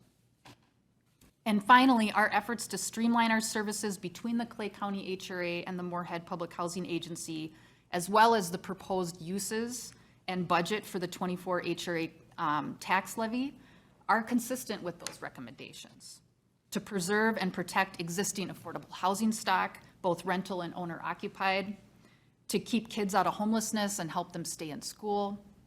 And we want to continue to provide those vital services and also compete for additional housing resources that are available statewide so that we can put those resources to work for Clay County residents.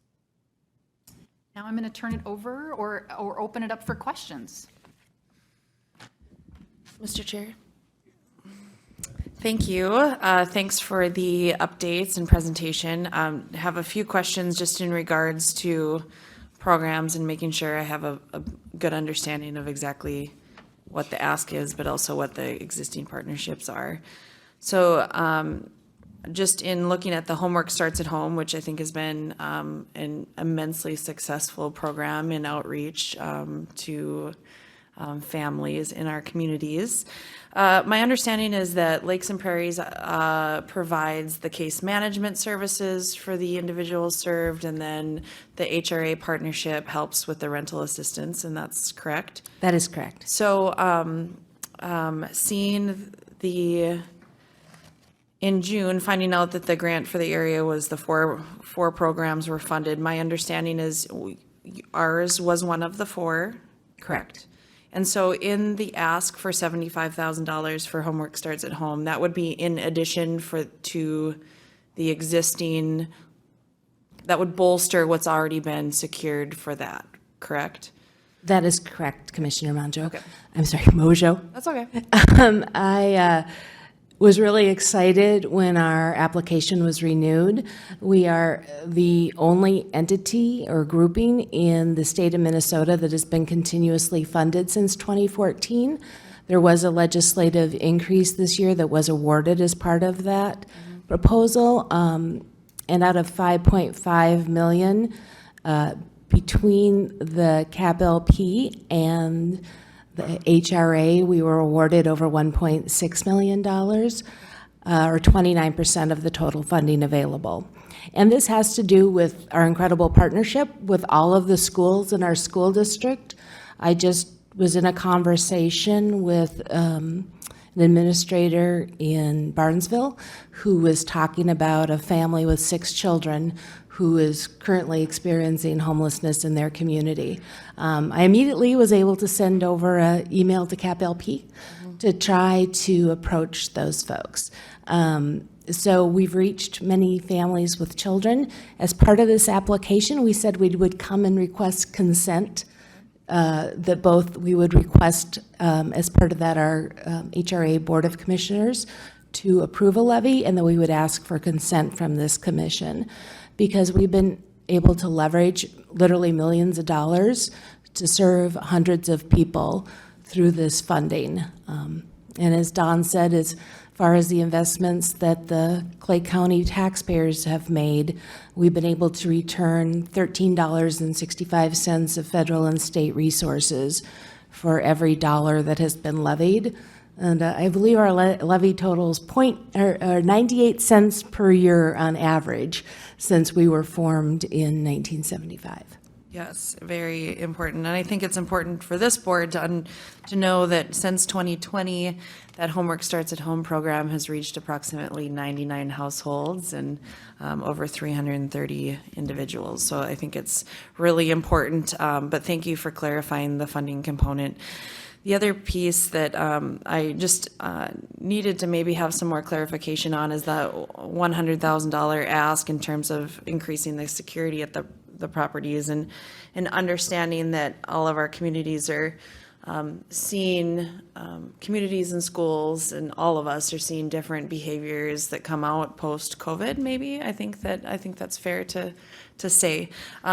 So what you're seeing is the ask for increased security on the properties in which that you are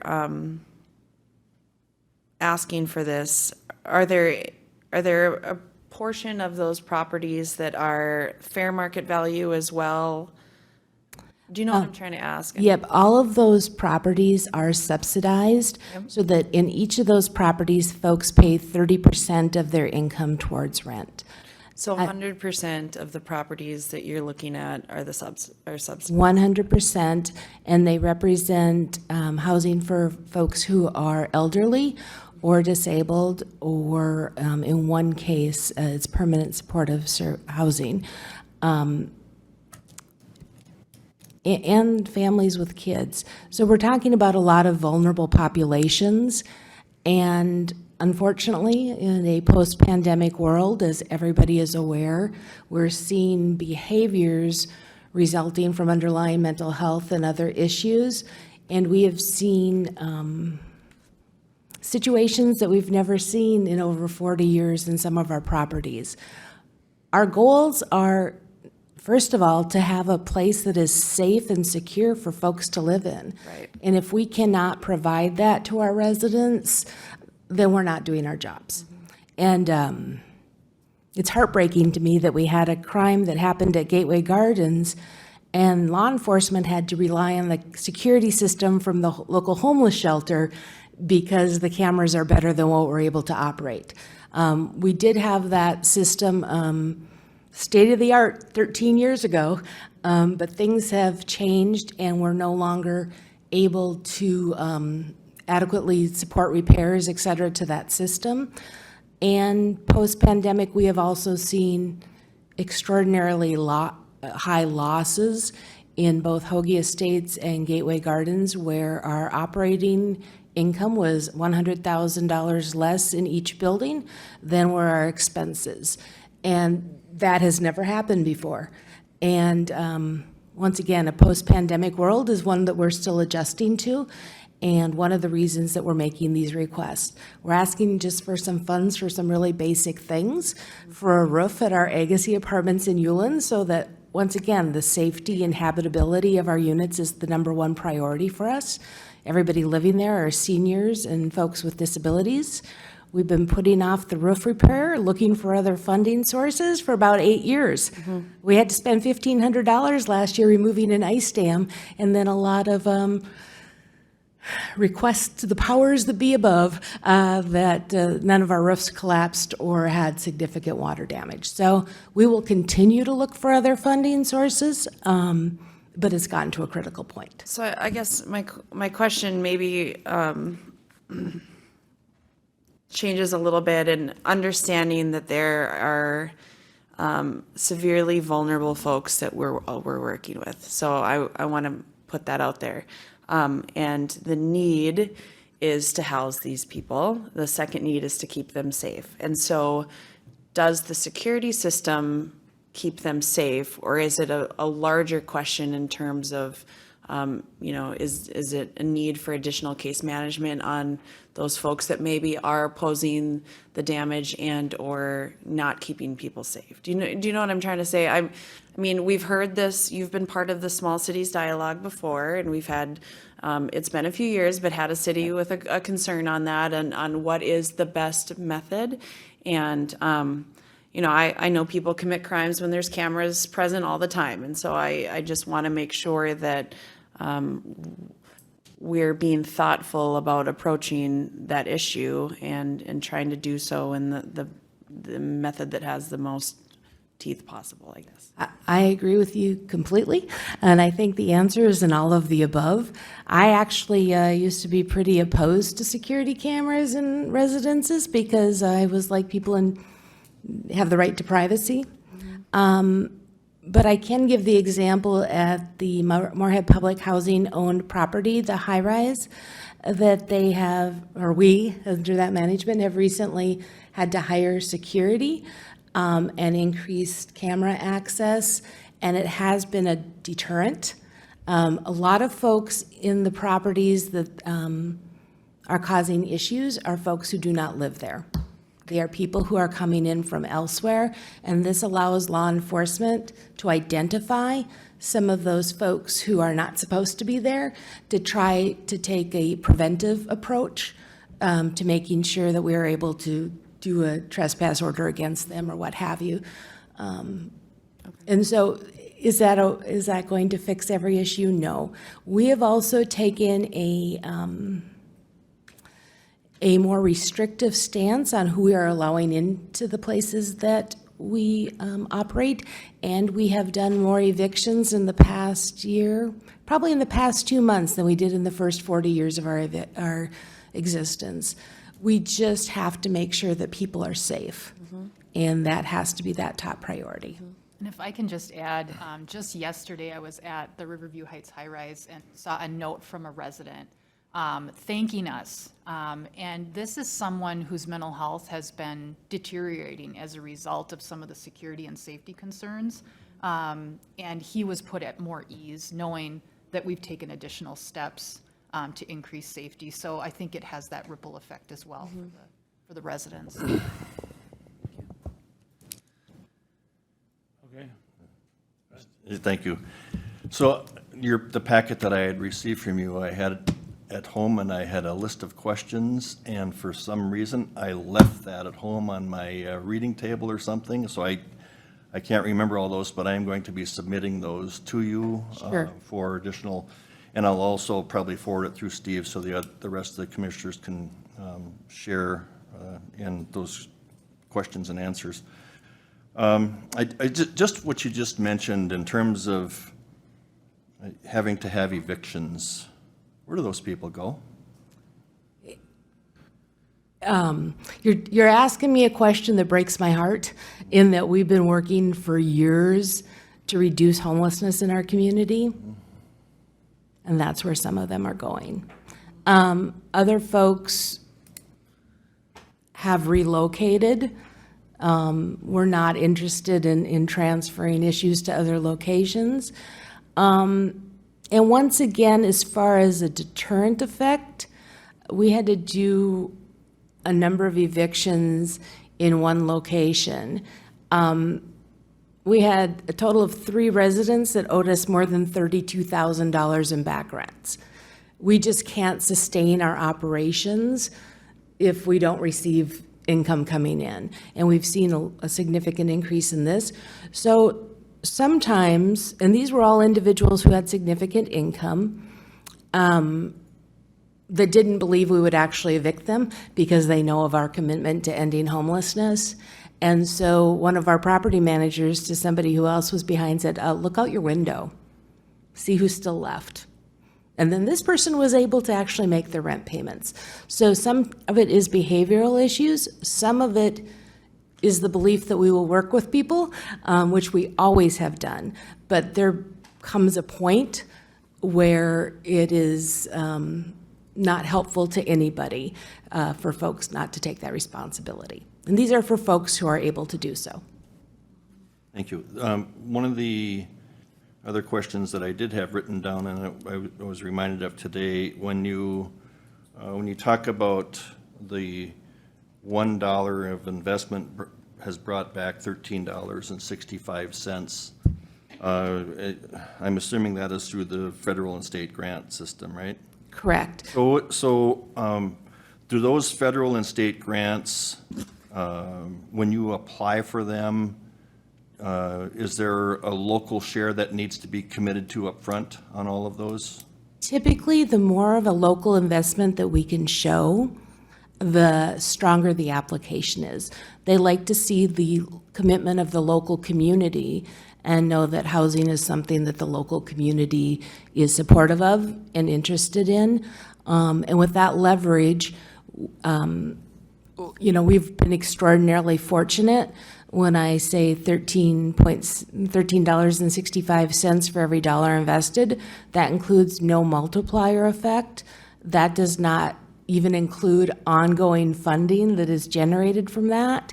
That is just the one-time direct, we put this money forward, this is what we got back. If I told you the real number, it wouldn't look realistic. So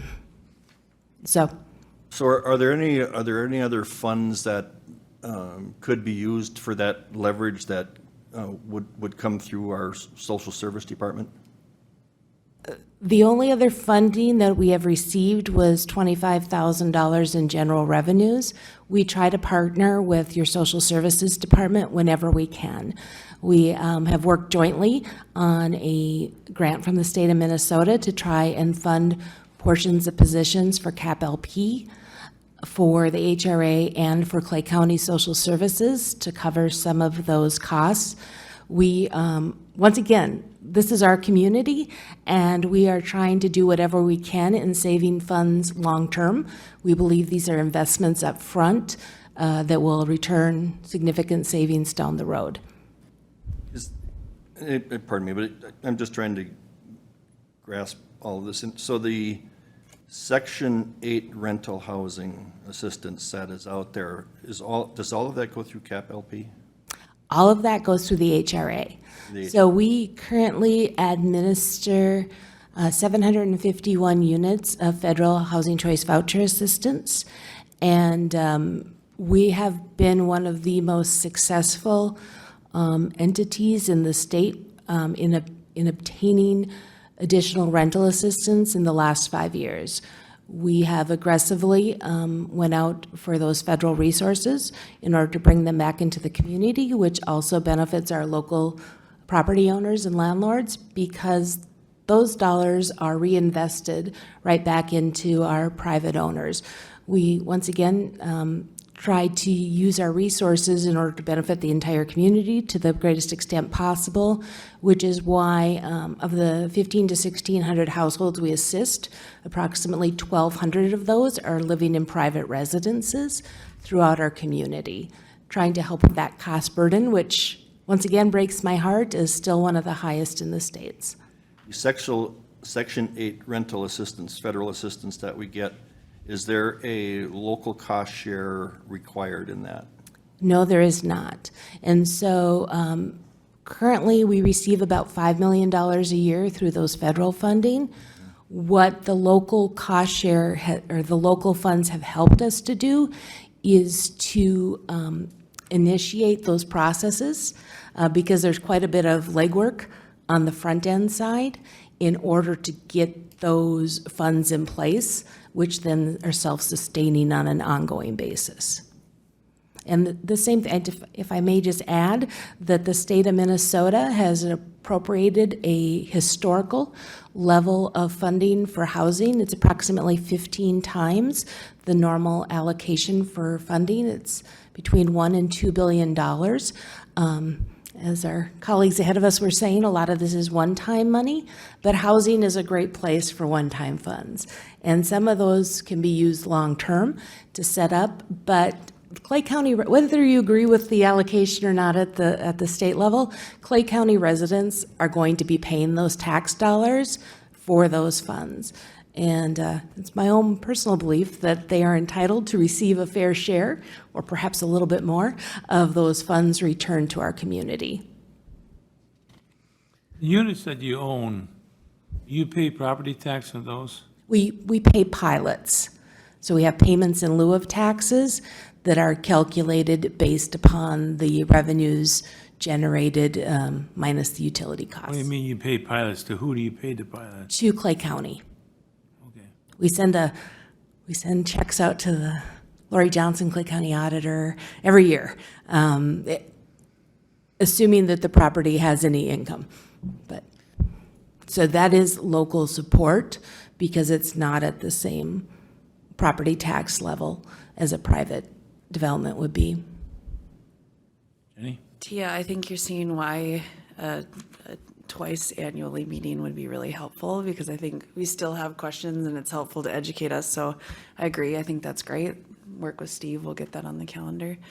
My question, and the question is because today's marijuana is legal in Minnesota, and I know there's been conversations on employers who are, if some employees working in that capability, it's legal in Minnesota, but you still can't tax the federal component of that. So my question is to residents, and I'm not saying your residents will all do this, but if it's legal in Minnesota, does that void the ability for those residents to secure a federal housing voucher?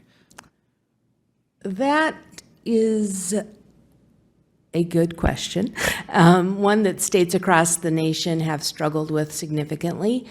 The federal government is currently of the opinion that housing authorities should be generous in their interpretations of that. I will tell you that there are some issues that are much higher on the level of, in the hierarchy, like you can't go on if you're a registered sex offender.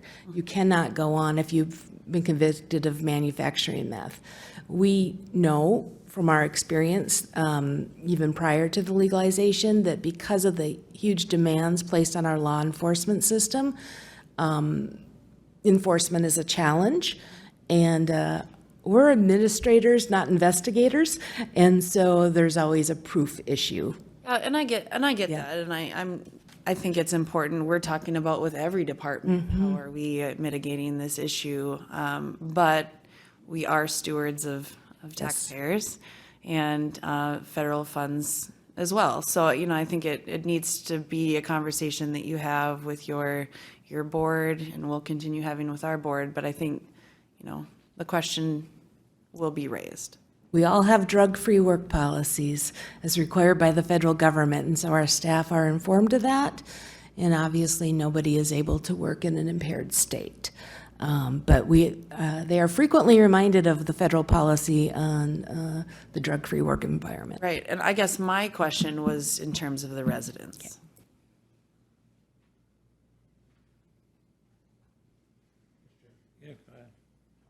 Just an observation, this resonates with me. In a very different place, I worked probably over 10 years in federal housing projects and Section 8 housing. A couple of things resonate in reviewing your information here. Today's cameras are yesterday's locks. They are just a basic part of security in any facility like this. The population that ends up needing these services and this assistance is very vulnerable. And they attract people because they're vulnerable. And it creates an environment where there's got to be some money put into maintaining security measures within the housing that's provided. The other aspect of that is in the projects I worked in, it was during a period of time where a lot of the funding was not steady, and they deteriorated to a pretty bad level. And that is kind of a cyclic thing that results in more problems. as the housing becomes less and less desirable, you have more and more problems in there, and it's just, it feeds on it, and it continues to get worse.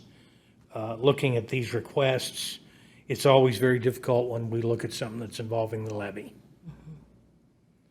But that's $500,000, a lot of money, and sometimes you've got to come up with it in a different way.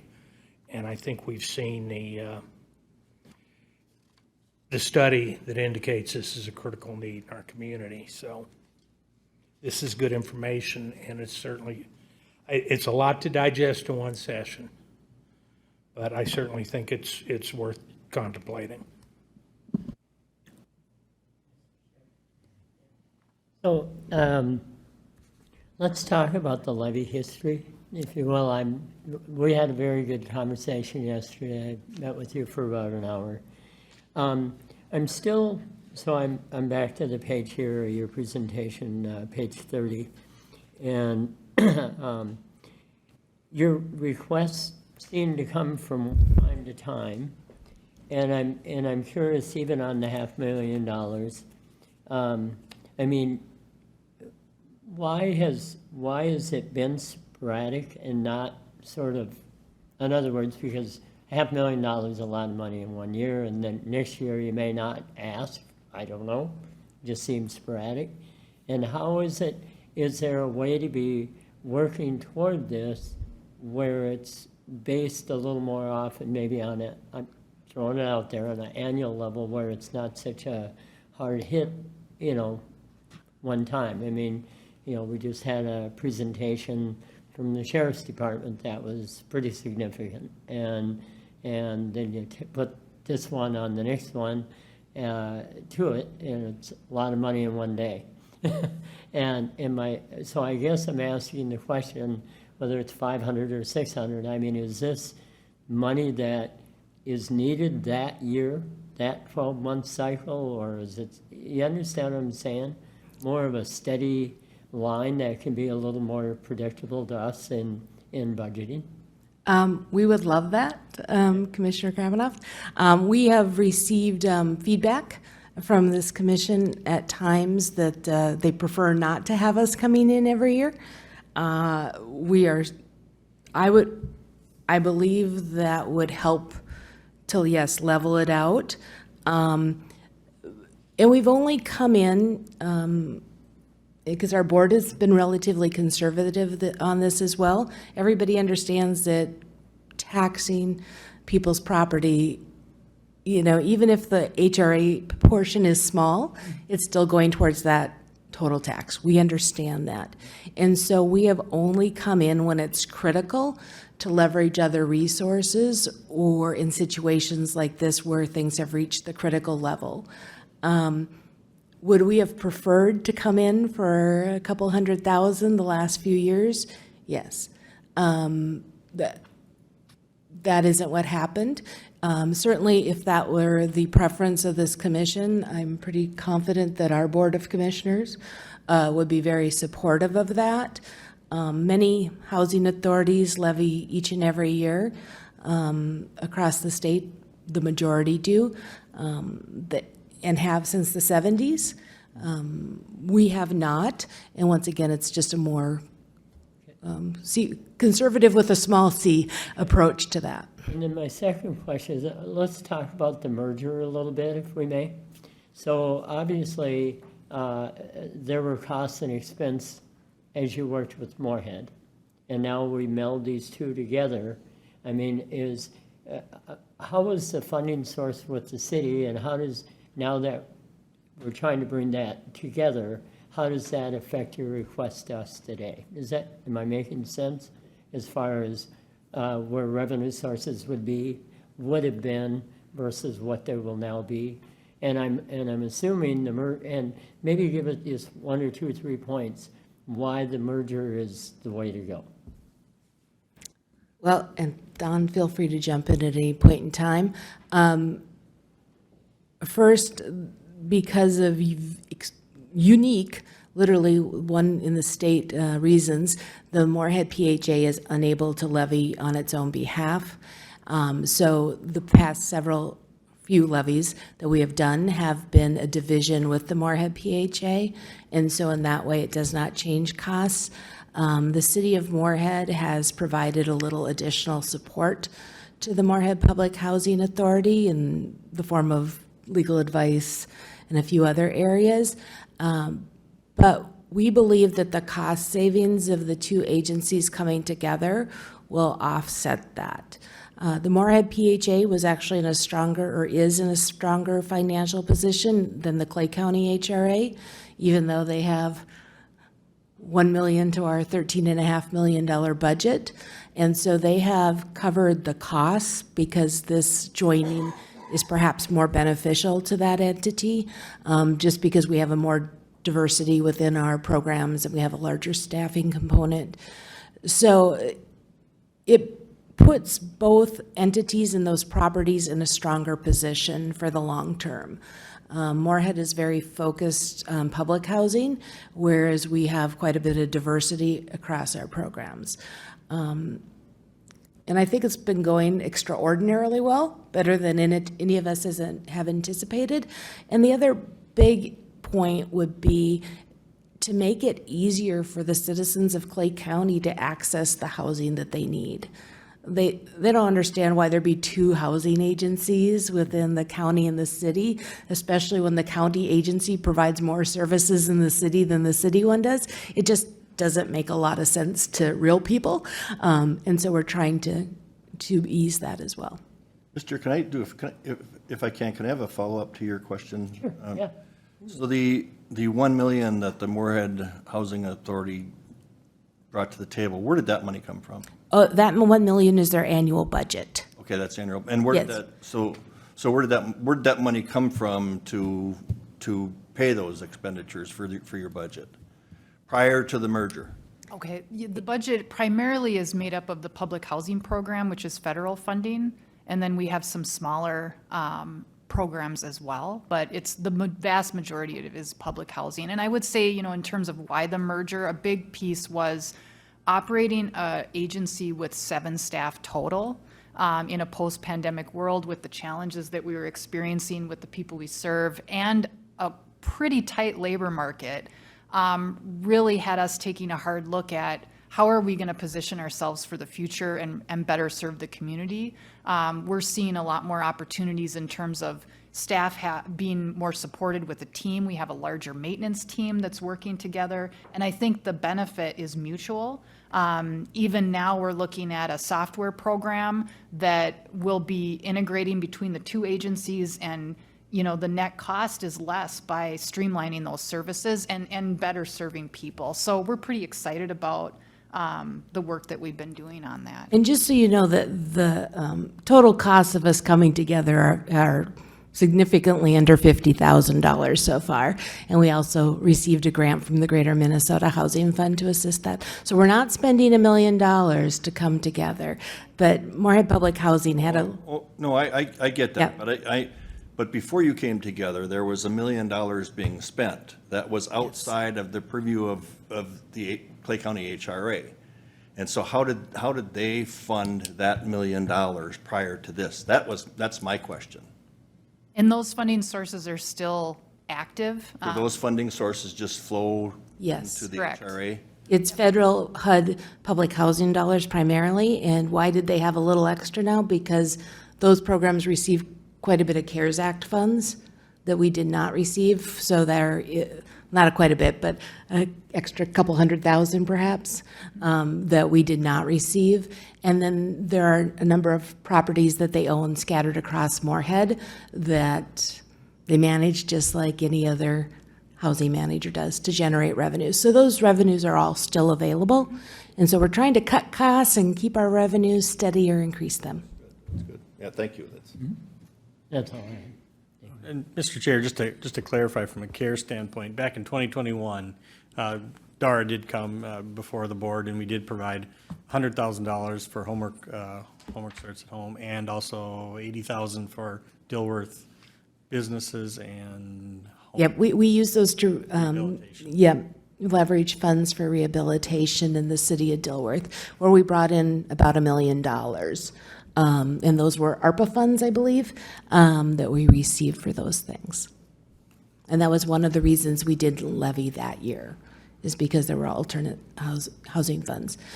And if I may, Chair Gross, I want to put on your radar, I think the state doesn't know what's going on yet, but there will be a county allocation in the future of local housing aid. It will be similar to the local child homeless prevention aid that the county is receiving this year and will next year. It's kind of like LGA or county aid. They have not figured out those distribution formulas, but I want to make sure that you're aware that we know that they're coming, and of course, we would love to assist you with that local housing aid, and that may be more of an ongoing stream of revenues. It has very specific purposes, but I'd love to see Clay County have like a down payment assistance program or some other supports for first-time home buyers. But I just wanted to let you know that in case you hear about it coming, that it's out there. And that was part of the legislation passed this This time, session. right? Yeah, and there was a lot of money put into that housing piece. Yeah. Yes. Okay. And And it- Mr. Chair, Dara's comments, I just actually received information from AMC as we're talking on that program, so more to follow. The rent that you receive from the people, has that gone up lately? I mean, have you increased rent to these people, or have you lowered rent for these people? Well, all of our rents people pay 30% of their income. So it's determined by individuals' income. The rest we receive from state or federal resources. If it's rental assistance, the funding that we receive determines how many people we can help. For our properties, this is kind of how we lost a lot of money the last year, is that people didn't pay their portion of the rent. And then we did not receive federal subsidy increases at the percentage that we saw expenses increase. As everybody knows, the cost of labor, associated health insurance, the cost of materials, tons of supply chain issues that we faced have significantly increased those costs of doing business. I guess I realized that. That's why I was wondering if you increased the rent on these. If we could, we would, but those rents are those set. Federal standards? Yes. Those are federal standards. Okay, but can you increase the rent? Say the rent is $500 a month. Can you increase the rent, then get more? We cannot. We have to have approval from HUD, and they have very specific calculations for how they determine them, which are normally about 3 years behind. And so they have not caught up with the pandemic increases. Okay. I wish we could, though. Any further questions? Just a follow-up of that. What about utilities? You get assistance from public utilities and help a little bit with that? I mean, for keeping the rents down, or it's, We receive the same rates as everybody else. okay. I think that we're probably Moorhead Public Service Agency's favorite client, because we cover a lot of utility bills for a lot of people.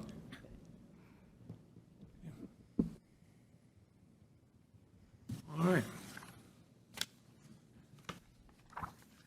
Well, Mr. Chair, I noticed in the agenda, it does ask for approval of what was presented.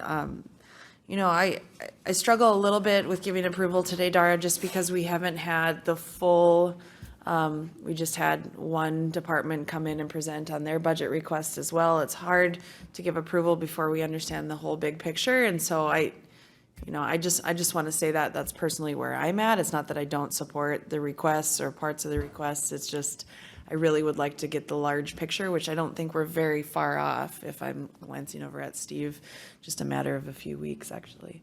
And Chair Gross, if I may address that issue. This needs it's been approved by the Clay County HRA Board, and consent by the commission is required by September 30th. Okay. Just as part of that preliminary levy process. Obviously, the levy can always be reduced, but it cannot be increased after that Right. September 30th date.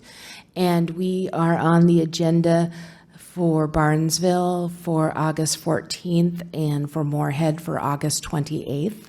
And so if you would like to return at any point before September 30th, we would And be I more think than that happy might to. be fair, since Commissioner Campbell has his notes that he left at home to clarify those questions.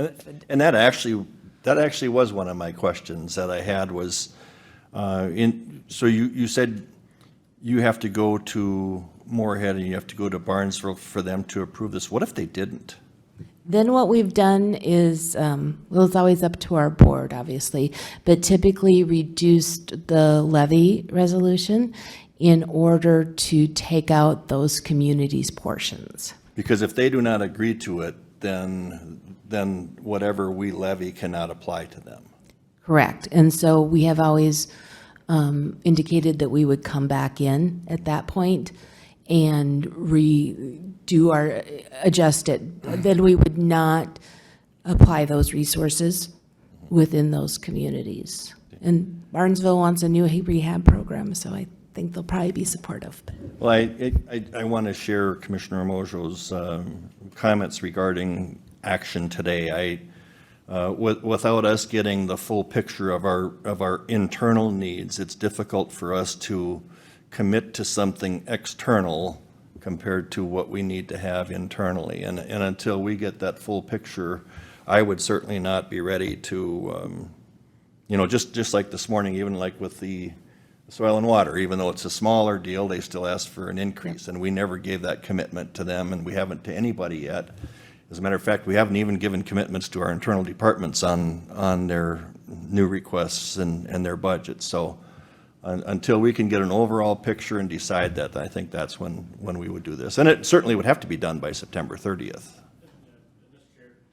Excuse me, Mr. Chair, Commissioner Campbell, we do from our budget process, we're looking at setting our preliminary levy the 19th. And so we would, of September. And so we would allow some of that time, either one for further discussion here or for notification for all of our partners in budgets. Just to give you an idea, if this request were to be added to our I know it's an independent levy item that shows up on the tax statement, but this request would basically be equivalent to 1.5% of a levy increase for the county. It's based on the dollar numbers that we're talking about here, before we even get involved with our internal agencies. So it's a significant request. But I'm not going to argue, the case you've made. So we'll have to consider that. So.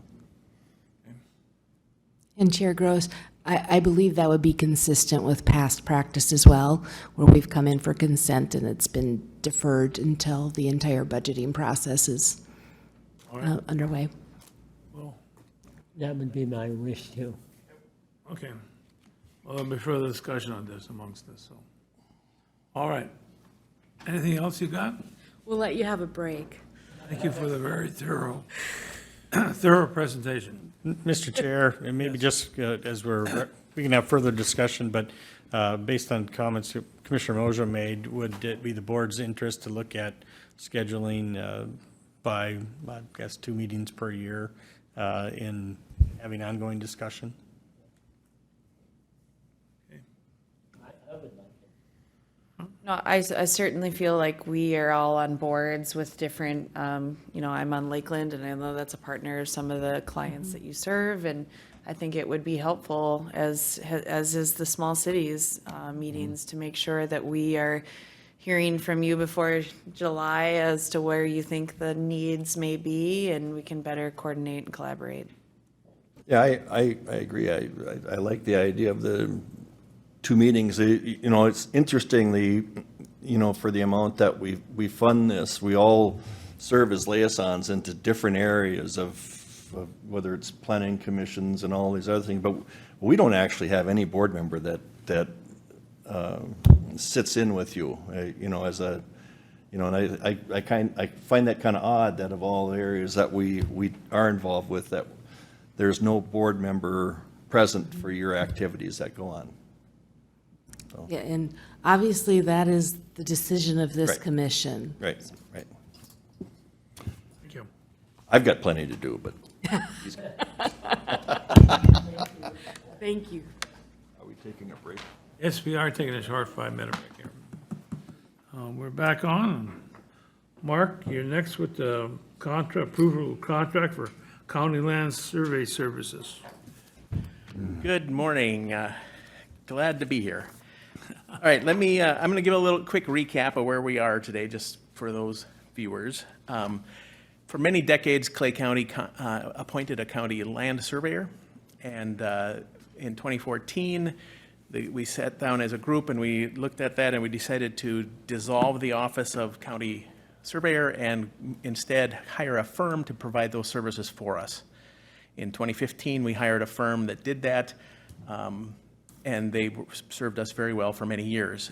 Earlier this year, we got a notification from that firm that they were going to withdraw from the contract, and I came here in June and asked to send out requests for proposals to all the surveyors and say who would like to be our new firm to do that. We sent those proposals to all the firms that had filed a survey with us over the last 2 years. That's how we knew what firms to reach, is we figured if they're surveying in our county, they would be a good candidate. At the end of the allotted time, we received 2 proposals from 2 different firms, both of which were good firms and had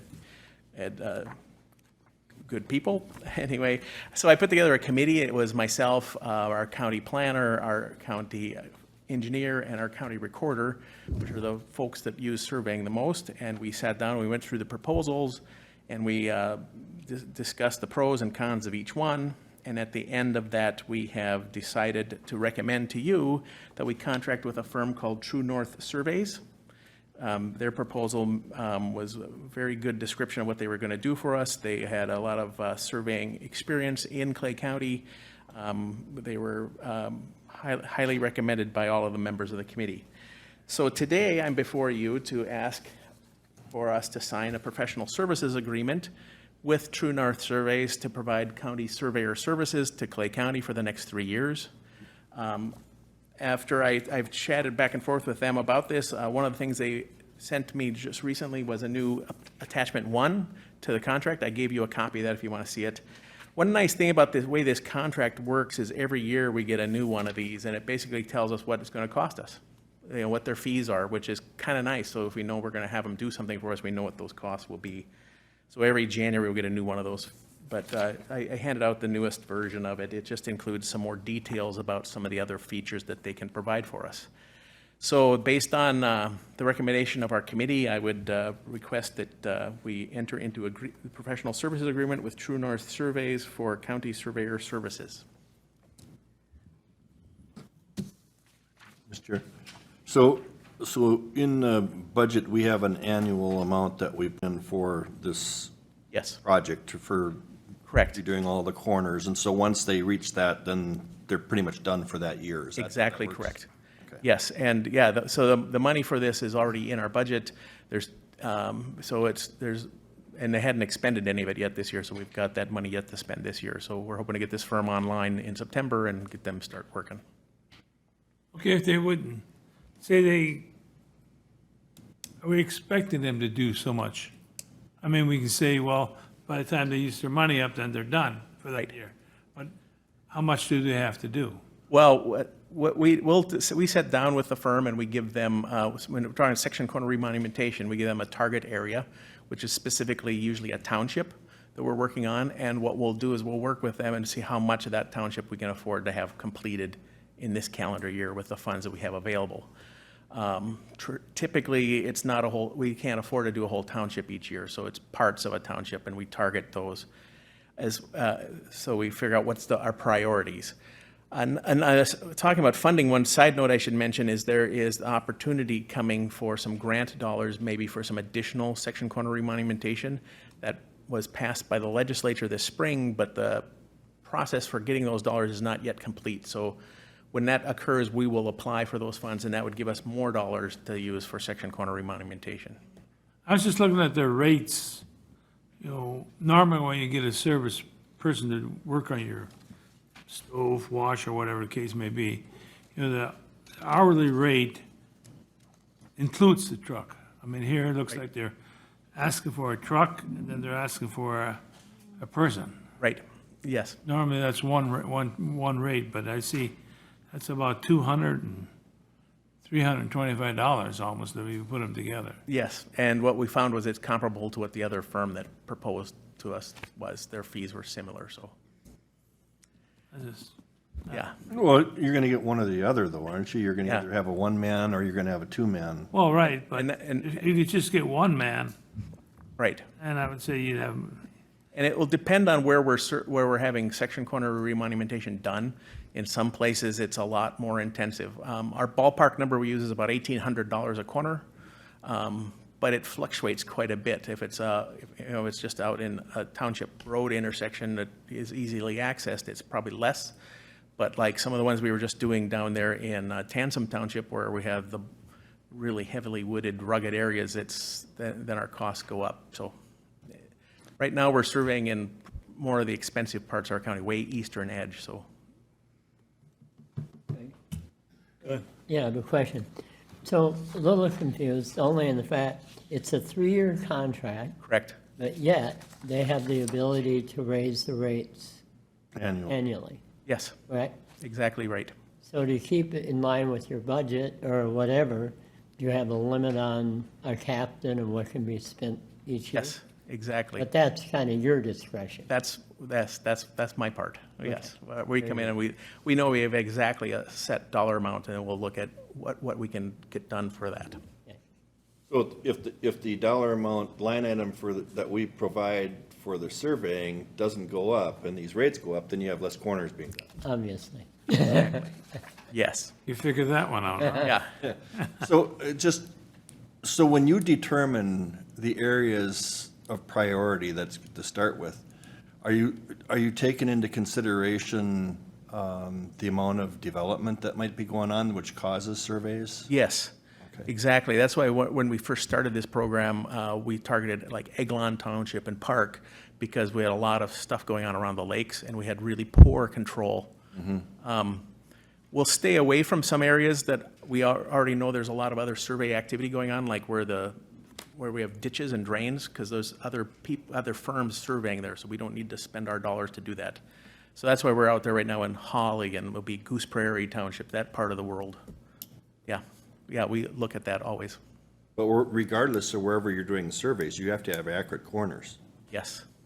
Yes, that's the key to it all.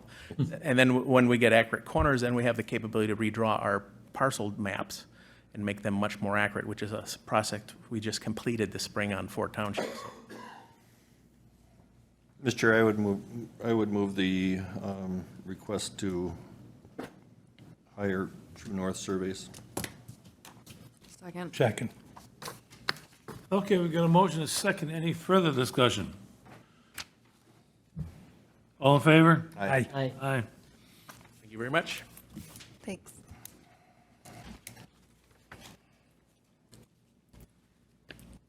Okay, with that, we're going to authorization to execute a signed contract with Klein-McCarthy to provide architectural services for the Department of Motor Vehicle. Mr. Larson. Thank you, Mr. Chair. As this board is aware, we work closely with Klein-McCarthy on a number of projects here within the county. Most recently, Klein-McCarthy completed the pre-design for the DMV project. We've had good success with them, and so the recommendation was to move forward with negotiating a contract. The contract before you would designate a 7.25% cost based on the total construction budget. Right now, we are in the design portion, so we are not, the range that we have right now would be $4,352,266 to $5,495,061, which that would equate to a cost of between $315,539.29 to $398,391.92 plus reimbursables. Our recent project of the withdrawal management, the contract that we have with them is 6.75%. If you note here and you look on the contract, there wasn't, with the board's actions to push this forward, There was additional work that would need to be expedited, and because of that, they added an additional 0.5% on to go from the 6.75 to the 7.25. Again, our hope is that here within the next couple of months, based on the figure, we will have, we'll know the finishes of the project, which will give us a more solid number. But as of right now, based on the estimates that we have for total construction, this would be the amount that we would be looking at. I did have this contract reviewed by the county attorney's office, and they approved to move it forward. I'd yield for any questions.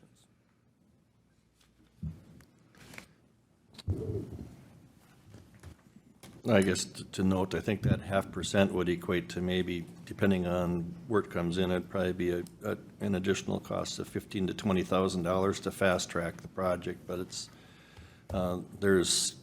can be savings in other ways that will offset that 0.5%. So, Mr. Chair, I would move approval of the contract with Klein-McCarthy as presented. Second. Got a motion and a second to approve the contract.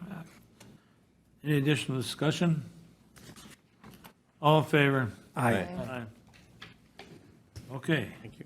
Just stay right there. We got some more here coming. Request to approve the selecting a construction management firm and entering into contract negotiations for the Department of Motor Vehicle project. Thank you, Mr. Chair. As you're well aware, this board sat in and part of an interview committee yesterday for requests for qualifications for the DMV project. Through that process, we interviewed Gertz Construction. During that process, they stood out from the standpoint of having the experience, the knowledge to do that project. The recommendation from the committee yesterday was to make the request that Gertz Construction receive the construction management contract.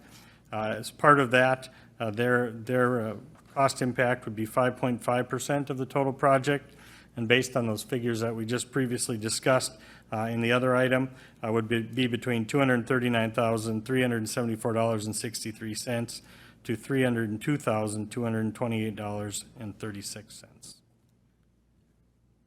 Mr. Chair, I move approval of the hiring of construction management firm Gertz. Second. Okay, got a motion and a second to approve the hiring of Steve Gertz Construction for the motor vehicle project. Any further discussion? All in favor? Aye. Aye. Okay. And with that, we'll go on to request approval to send a letter to the city of Moorhead in support of adding a bus stop at the DMV and the withdrawal management buildings. Thank you, Mr. Chair. And I just want to clarify, in my motion to add an addition, it was Matt Bus and the city of Moorhead, so that when I made that motion earlier, the letter would go to both. All right. Thank you, Mr. Chair. Clarification, Commissioner Mojo. We're in the process of, again, with our two different projects up on 15th Avenue North and 34th Street. Currently, there is not a bus stop I think Walmart is the closest location to the south, and a number of miles, to the blocks to the west. We do not have a current location.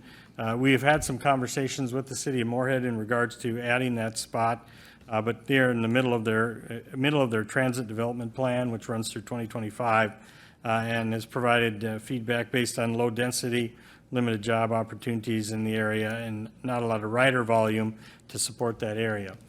We've shared or will share with them that they've had, we average about 150 to 300 transactions per day now with the addition of the DMV. And so we certainly feel like that increases the amount of need to go through that area. We also would note from the testing perspective, if this is going to be a spot where we're going to share testing, that those people don't have driver's license. If they don't have a means to get there, the bus service would be a way. And also with our college and our community members, we do a lot of just plain IDs, not driver's license. And so having that ability for our people our citizens to be able to get there is going to be important. And so would be looking to make a motion or looking for a motion to send a letter to the city of Moorhead and Matt Bus in support of adding a bus stop at the DMV withdrawal management location. So move. Second. Okay, we have a motion and a second to send that letter for additional bus service out there. Any further discussion? Mr. Chair, I would just note, I did talk, just gave Dan Molly a heads up from the city of Moorhead that we would be having this discussion today. And they have a meeting that they were already scheduled to have, that they're going to start that discussion today. Thank you. All in favor? Aye. Opposed? All right. With that, we go into committee reports. Paul, are you ready to give us a report? Yes, mine will be brief today. So I was gone all last week on a family vacation, but prior to leaving the week before, I had two meetings after our last commission meeting. So on the 19th, the Clay Historical and Cultural Society had their monthly meeting. Main thing that was discussed would be the planning of the Pangea event, which is November 18th. Everybody, that's a big event that probably brings in over somewhere around 900 people every year. Been going on for 40 years, which I didn't realize.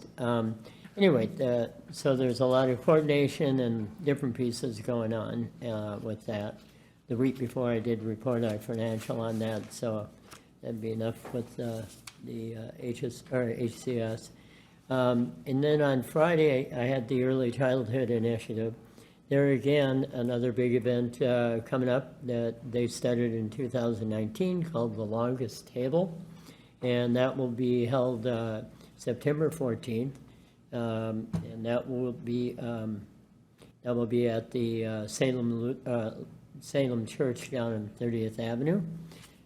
So there are a lot of planning activity with that. Flyers and different things are just starting to go out. The food there will be catered by the Lions.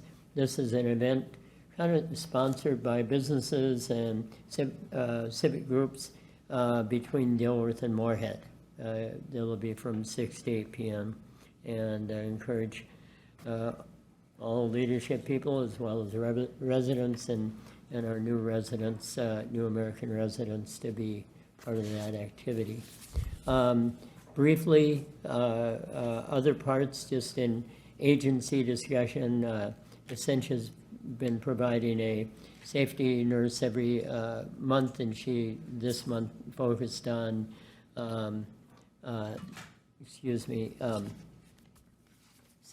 safety for kids, making sure to check the back seats with kids in the back for heat stroke during the season. So real emphasis on that.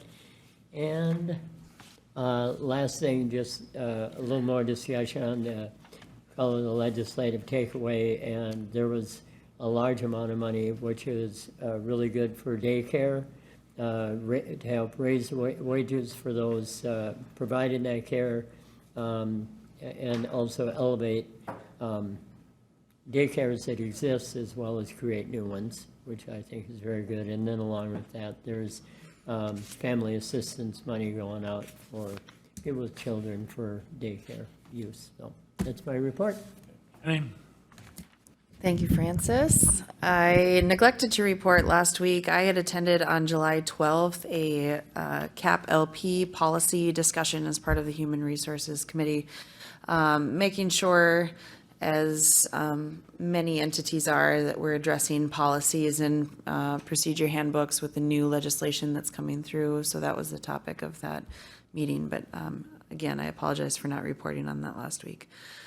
I attended the SWAC committee meeting virtually. I had an appointment with an insurance adjuster, so I didn't attend the entire meeting, so Commissioner Campbell can report on that. There was a long discussion in terms of testing of wells. Clay County has always kind of gone above and beyond in testing the wells that are required out at our landfill site, making sure we're working with the residents there to mitigate any issues as they pop up, but certainly the report seemed to be good from that perspective. We did have a long conversation on the pollinator habitat that was potentially going to go on the resource recovery site.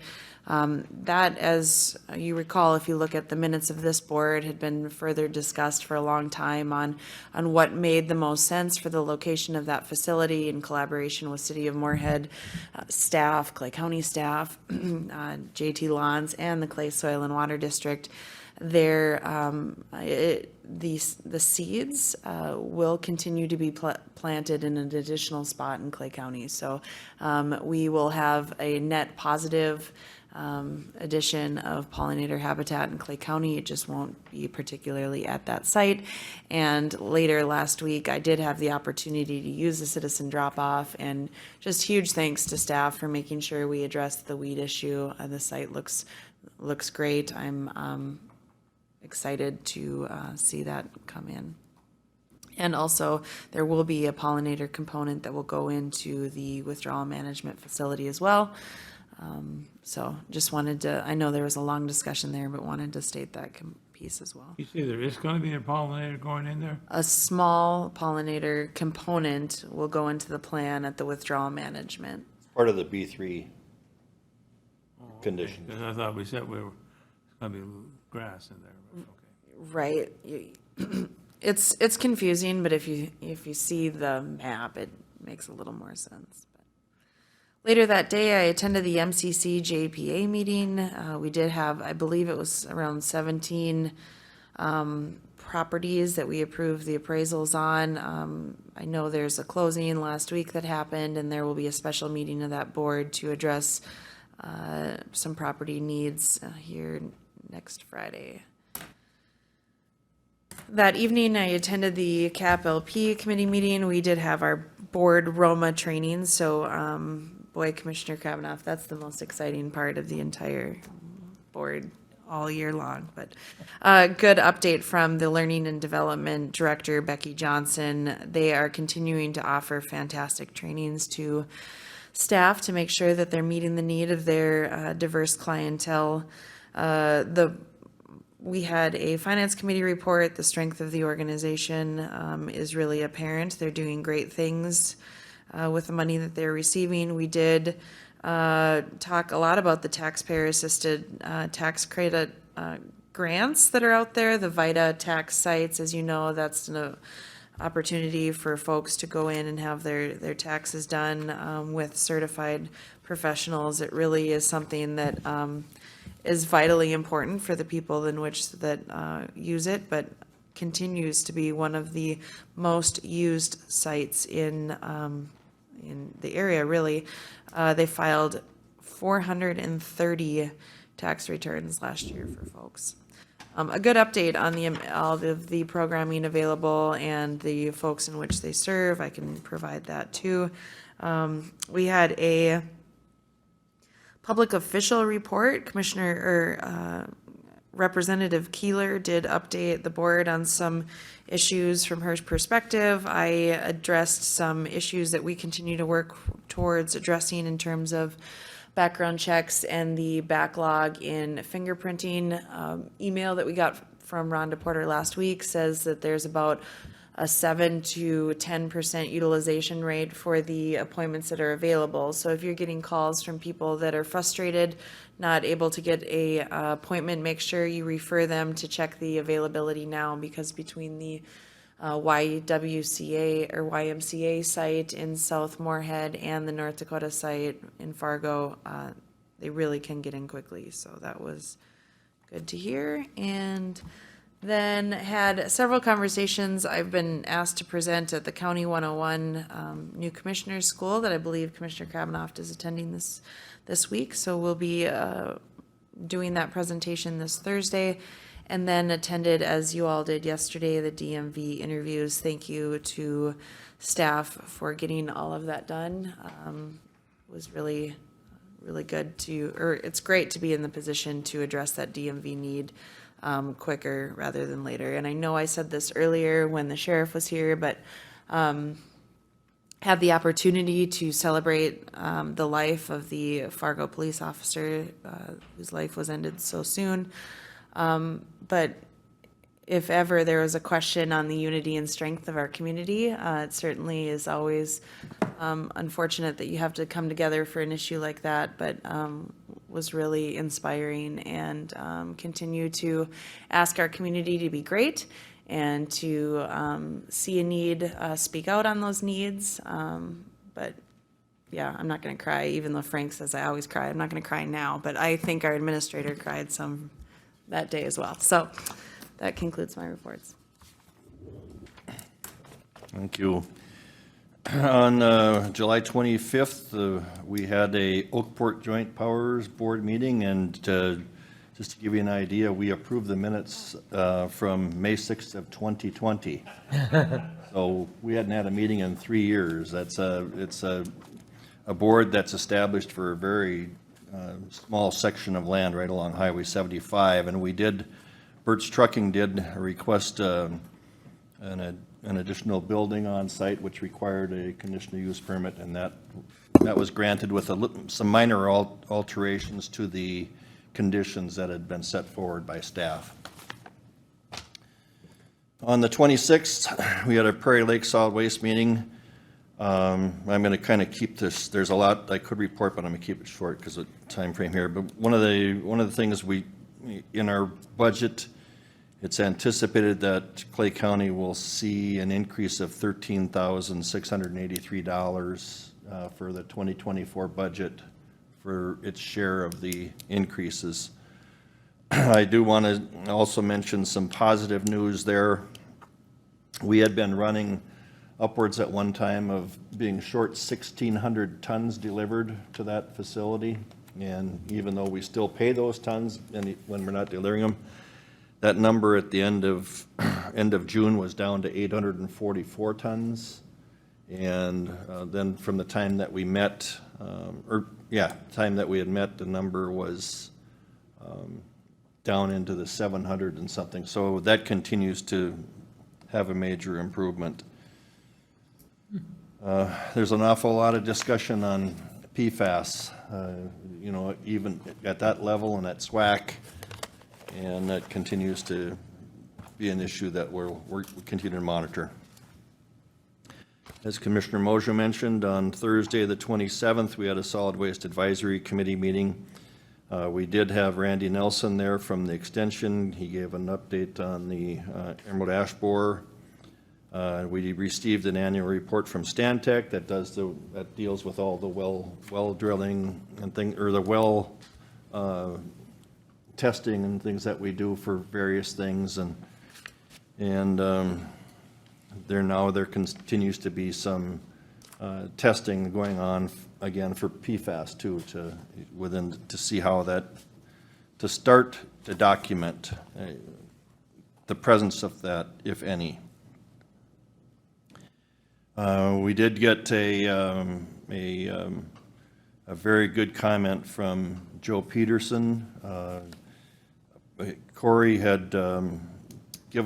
Bang had given a presentation to the Rolog seniors, and I guess it was a very well done presentation. And Joe Peterson spoke highly of it and suggested that for some of these other agencies and service clubs that they consider getting Corey to give that presentation to them. I think he's doing a remarkable job as our new solid waste manager. And again, as Commissioner Mojo mentioned, we had some discussion about the prior plan for seeding and the change that the county board made to that process. There was a couple folks from the city who were surprised and maybe a little frustrated of that decision, but it was something, like Commissioner Mojo said, we are going to continue to still have that pollinator seeding available. It's just going to be in a different location. That same day, we had the Moorhead Clay County Joint Powers Authority. We did have 13 different appraisal reviews and one negotiated summary that was agreed to. And then that day also, we had the actual Diversion Authority Board meeting, which I very rarely, but I chaired that meeting, which was odd for my term as vice chair on that. Doesn't happen very often. And it really, everything is moving quite along. There's really nothing new. Terry Williams from the Corps gave a really good update on all of the different functions that are going on, and everything seems to be falling in place with previous schedules, so it's moving in a positive direction. Yesterday, Commissioner Gross and I attended the West Central Regional Water Supply Work Group.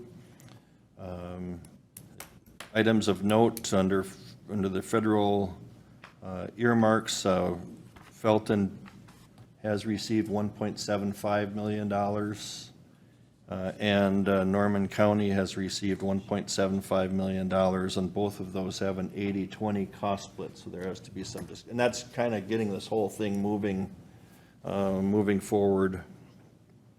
I believe at next week's meeting, it'll be on the agenda for us to discuss the Clay County, what we want to see as the boundaries for Clay County. Commissioner Gross and I will speak to that based on the reviews we've had and the input from AE2S. So we will probably be asking the board to solidify what that boundary will be so that this process can move forward to the next step, which then would require, so at one time for the board, if you recall, we did establish the resolution, but at that point in time, that boundary and that resolution only included, I believe, was just 4 or 5 townships, or maybe 8 townships. 8 townships. And I think the intent now is that will be expanded quite a bit, and which will need a new resolution. So a lot of discussion on that. There seems to be I think they've received an awful lot of feedback now. They had a meeting in Hawley Township, and I think there's been a significant amount of information coming in with interest. So I think as more people learn of this and understand that it's available, it could be an availability, but it's not going to be a cost to you unless you use it. So I think that it's an encouraging thing for those of us in rural areas who are struggling with adequate or significant water quality and quantity. Then yesterday afternoon, we did have the Clay County Department of Motor Vehicles construction update. And it really was dealing with internally fire protection, plumbing, and HVAC, and those types of things. And a lot of questions being asked there. So that concludes my report. Thank you, Mr. Chair. On Tuesday, the 25th, I attend the Oakport Joint Powers meeting, and Commissioner Campbell did a good description of that. It's a once-in-a-3-year event, and I think we got the business taken care of, and we'll get back there next time in 2 or 3 years and meet again. On Wednesday, the 26th, along with Mr. Larson, Commissioner Mojo, and Commissioner Gross, I attended the memorial service for Zach Wallen, the fallen Fargo police officer. It was a celebration of his life, and that's what it should have been. We all know the facts on it, but just a reminder to our community that we've got outstanding law enforcement officers out there, and they will meet the need when it arises. So we can continue to pray and hope the family recovers or can work through this, and the officers that are wounded are going to recover and get back on the streets. later that day, I just got home in time to virtually attend the Diversion Authority Finance Committee meeting. It's very much like the Diversion Authority Board meeting the following day is described by Commissioner Campbell. Things are moving along, a lot of work's getting done. Nothing remarkable came up out of this, just usual business of paying the bills and some MOUs and contracts that were discussed. And we had a summary of the Eide Bailey audit. No surprises on that. And on Monday, we met here again to review the DMV RFQs that were submitted, and again, very grateful to Mr. Larson and his staff. We wanted this thing to be fast-tracked, and they did a great job of getting it fast-tracked.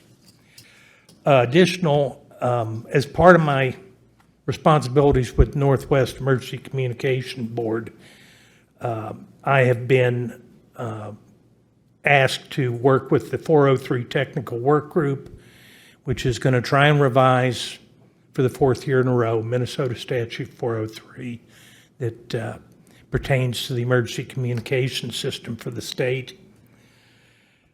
We are probably going to meet virtually a couple of times a month here until we can get things kind of pinned down on the approach we're going to take next legislative session.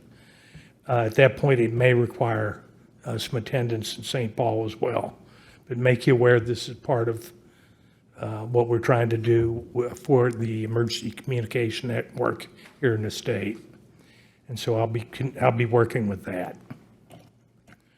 And that completes my report. Okay, thank you. Last Wednesday, I also attended a funeral, which has been mentioned, and Wednesday evening, I attended the Linden City Council meeting. We discussed the West Central Rural Water District there, and Linden just put in a new water system a couple of years ago, so they didn't seem too interested in participating yet, but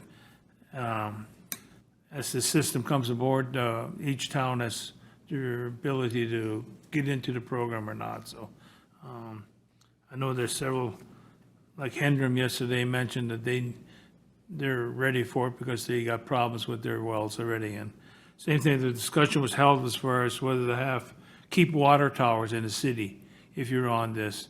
And it was mentioned that in some cases, it's probably best not to keep water towers because if you're going to store water in there, they're going to get old water or it may freeze up in the wintertime. So it was almost recommended that it's best not to keep the water towers in these cities because there's enough pressure in the lines. And it was brought up that probably it's important to bring the fire chiefs in because they ran out of water in some cities already, not the ones that are on the rural water, but it's important that the fire chiefs realize how much water pressure is needed for their fires to fill their trucks.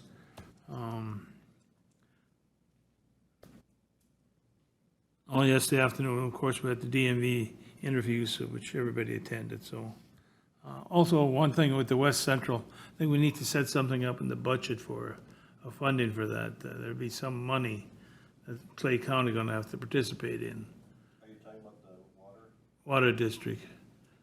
I mean, I know it's a user fee, but Mr. Chair, I think we have established a source of funding that hopefully will get us through this legal phase of setting up and legal fees establishing. that I'm talking about, yeah. So, because if you recall, we did use the $100,000 of a separate ARPA funding that we've reserved for that purpose. So, Very good. so we do have money set aside for that. Good deal. Very good. Steve? Thank you, Mr. Chair. Last Tuesday, I participated in a meeting with Sheriff Empting on a series of issues, including today's budget presentation and public safety fund discussion. 26, we had county management. We discussed the county budget 2024, our county fleet policy that I believe will be coming before the commission next week. Public Safety Fund Committee that was established by this board. We're going to be meeting August 15th at 1 p.m. We have state auditor updates on expense documents. The state now requires an actual address, not just a Moorhead to Fergus, Moorhead to Moorhead. And with the mileage, they want specific mileage, or specific addresses, so we had that. We had some additional cannabis legislation discussions, and also discussed remote work policy, ensuring that's being reviewed annually. 26th, I did attend the Celebration of Life. That's been addressed. 27th, I also participated in the SWAC meeting that's been addressed. And two of note, in addition to the area on the south end, we're also doing some additional work out at Crestwood for the planting. It's the Noggin property, not the. No, oh, sorry, yes. And let's see, excuse me, we had MCCJPA meeting, which has been addressed. Also on the 27th, we met with HR on a series of issues. The 31st, I participated yesterday in the interview process for construction management, and also participated in the DMV meeting. Just a note, we did receive the state aid allocations today. That's required by statute. When we look at our aquatic and invasive species prevention, it stayed the same. Our county program aid was actually about $200,000 more than the information that we've been provided. As you recall, legislature provided an additional $80 million this year. And so Clay County is going to be receiving $5,536,651. And so with that information, we'll be able to bring a levy update or budget update to this commission next week based on the information that we have.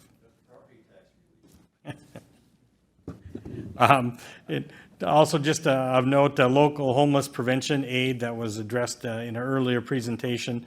Clay County will be receiving $160,000 this year, December 26, $160,402, and that same amount in 2024. Also, just of note, the city of Moorhead is going to be receiving $260,817 in both of those years. And so, just so we're aware of with that, repairing aid continues. There's always some question of whether or not will be continued or not. We received $160,000, 53 of which we provide to the Buffalo Red to address their issues within the water district. We also have, we had the out-of-home placement reimbursement, and then statewide affordable housing, which we addressed. And so on a kind of a bummer note, we did, Troy Amundson did receive note from Tina Smith and Senator Klobuchar's office that we did not receive congressional funding that we'd put in for the substance use facility. So, and that concludes my report. Mr. Milton. Mr. Chair, maybe I'll just mention as a follow-up to Commissioner Mojo, it is August 1st. There's several pieces of legislation from the Minnesota legislature going into effect, but one that's probably most in the news is the legalization of marijuana going into effect today. It brings a lot of things, a lot of questions still unanswered, even though you kind of like to think that a statute, and I have the statute on my desk, and double-sided, it's still a stack, fairly thick, couple inches wide. There's a study group set up within the County Attorneys Association to still monitor or go through some of that. The Office of Cannabis Management will go into effect in its infancy starting today, but that still needs leadership and staff to be created, as well as creating rules around licensing. Municipalities will begin determining whether or not they're going to put laws into effect within their municipalities regarding dispensaries, greenhouses, other processes. The seed to sale tracking system that'll come out of the Office of Cannabis Management will begin now, but is, again, something that'll just have to start now. And so I think one of the points that I think has been made through County Attorneys Association and other places, the fact that the decriminalization of marijuana has occurred, but you don't have a marketplace being created, means that there is going to be a fill from the black market to fill the idea for the legalization side of things. So there's going to be some difficulties over time to make this work. I think from the law enforcement side, obviously the main piece that you're going to see, arrests previously where you just were in possession and it was illegal, will not be happening. But I expect you're going to see a large increase over the year and long into the future of driving while under the influence of controlled substances. And so typically in the past, law enforcement often did not enforce that because you already had a felony act occurring where somebody was possessing an illegal substance. Now what you're going to see, and it is important, and we've talked a lot about with law enforcement in the past, of looking to enforce that and that conduct that is very dangerous, driving while under the influence of a controlled substance. And so I think you're going to see a lot more training in law enforcement for drug recognition experts being out there, being present, deterring that conduct or arresting for that conduct. And so it's something we haven't seen a lot of in the past, but I expect to see a lot more in the future. So that's just some of the things to know about or think about. It has some financial impacts, obviously, throughout the community, throughout the county, enforcement issues as well, but we'll keep working through it as it starts today. So just thought I'd mention it to you. Is the enforcement of black market selling marijuana on the side, other than a business place, is that going to be more controlled, or? I think that's going to be the difficult side of things. You're going to be selling a legal substance. If we catch people, you don't have a conviction anymore for possession, trying to say that they're somehow, that they're doing something improper without being taxed. There are some tax pieces that are out there, but they haven't been enforced much in the past. Probably difficult to enforce to some degree, but we'll just have to see how some of that grows in the future, I would say, Commissioner. Thank you. Thank you. Jackie, I was just going to let you know you were off in the time a little bit today. Okay, but go ahead. I know Commissioner Campbell mentioned that Corey gave a presentation, and I believe part of that presentation was a video that Tim and Mark made. And if you go on our Resource Recovery Center site, it's kind of a video that goes over the Resource Recovery Center, but it also goes over kind of what citizens can expect going through the citizen drop-off area. So we'll also get that shared on our social media as well. So just for citizens to kind of get an idea. I know it can be a little confusing, so. You broke the ice. Way to go. Just a question on when we got closed session coming up here. Is it possible to move that to next week, or do we have to do that this week? Mr. Chair, you can do whatever you'd like. Okay. Any request to move it to next week, or do we want to do it today? I'm ready. You ready? Okay. All right, before we adjourn, we're going to go into closed session. I'll make a motion to go into closed session. Good idea. And we got a second from Mr. Campbell. Okay, we're in closed session at this time.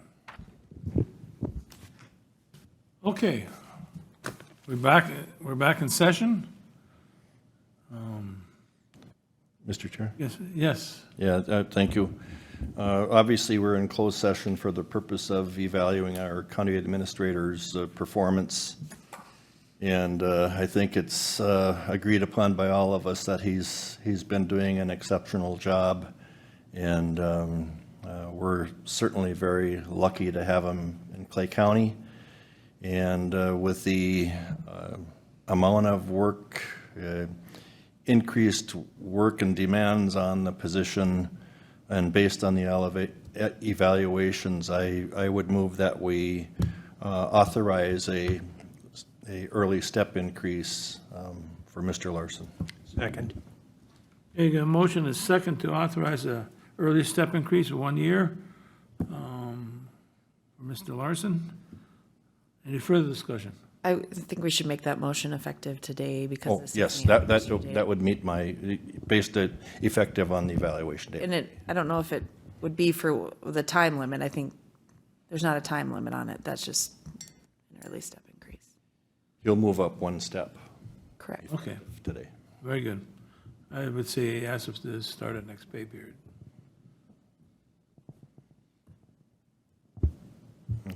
However, that works with Laurier. Huh? Okay, Well, I think we have to be clear in the motion, and so Well, today's the start of a new pay period. anyway. yesterday was Yesterday was? technically correct, okay. wasn't it? We'll make it effective as of yesterday. Okay, Take that part. There you go. that's- Accept that. That, Okay, I'll very good. accept that in my motion. Any further discussion? All in favor? Aye. Aye. Unanimous. Okay, good job. Thank you. With that, we're adjourned.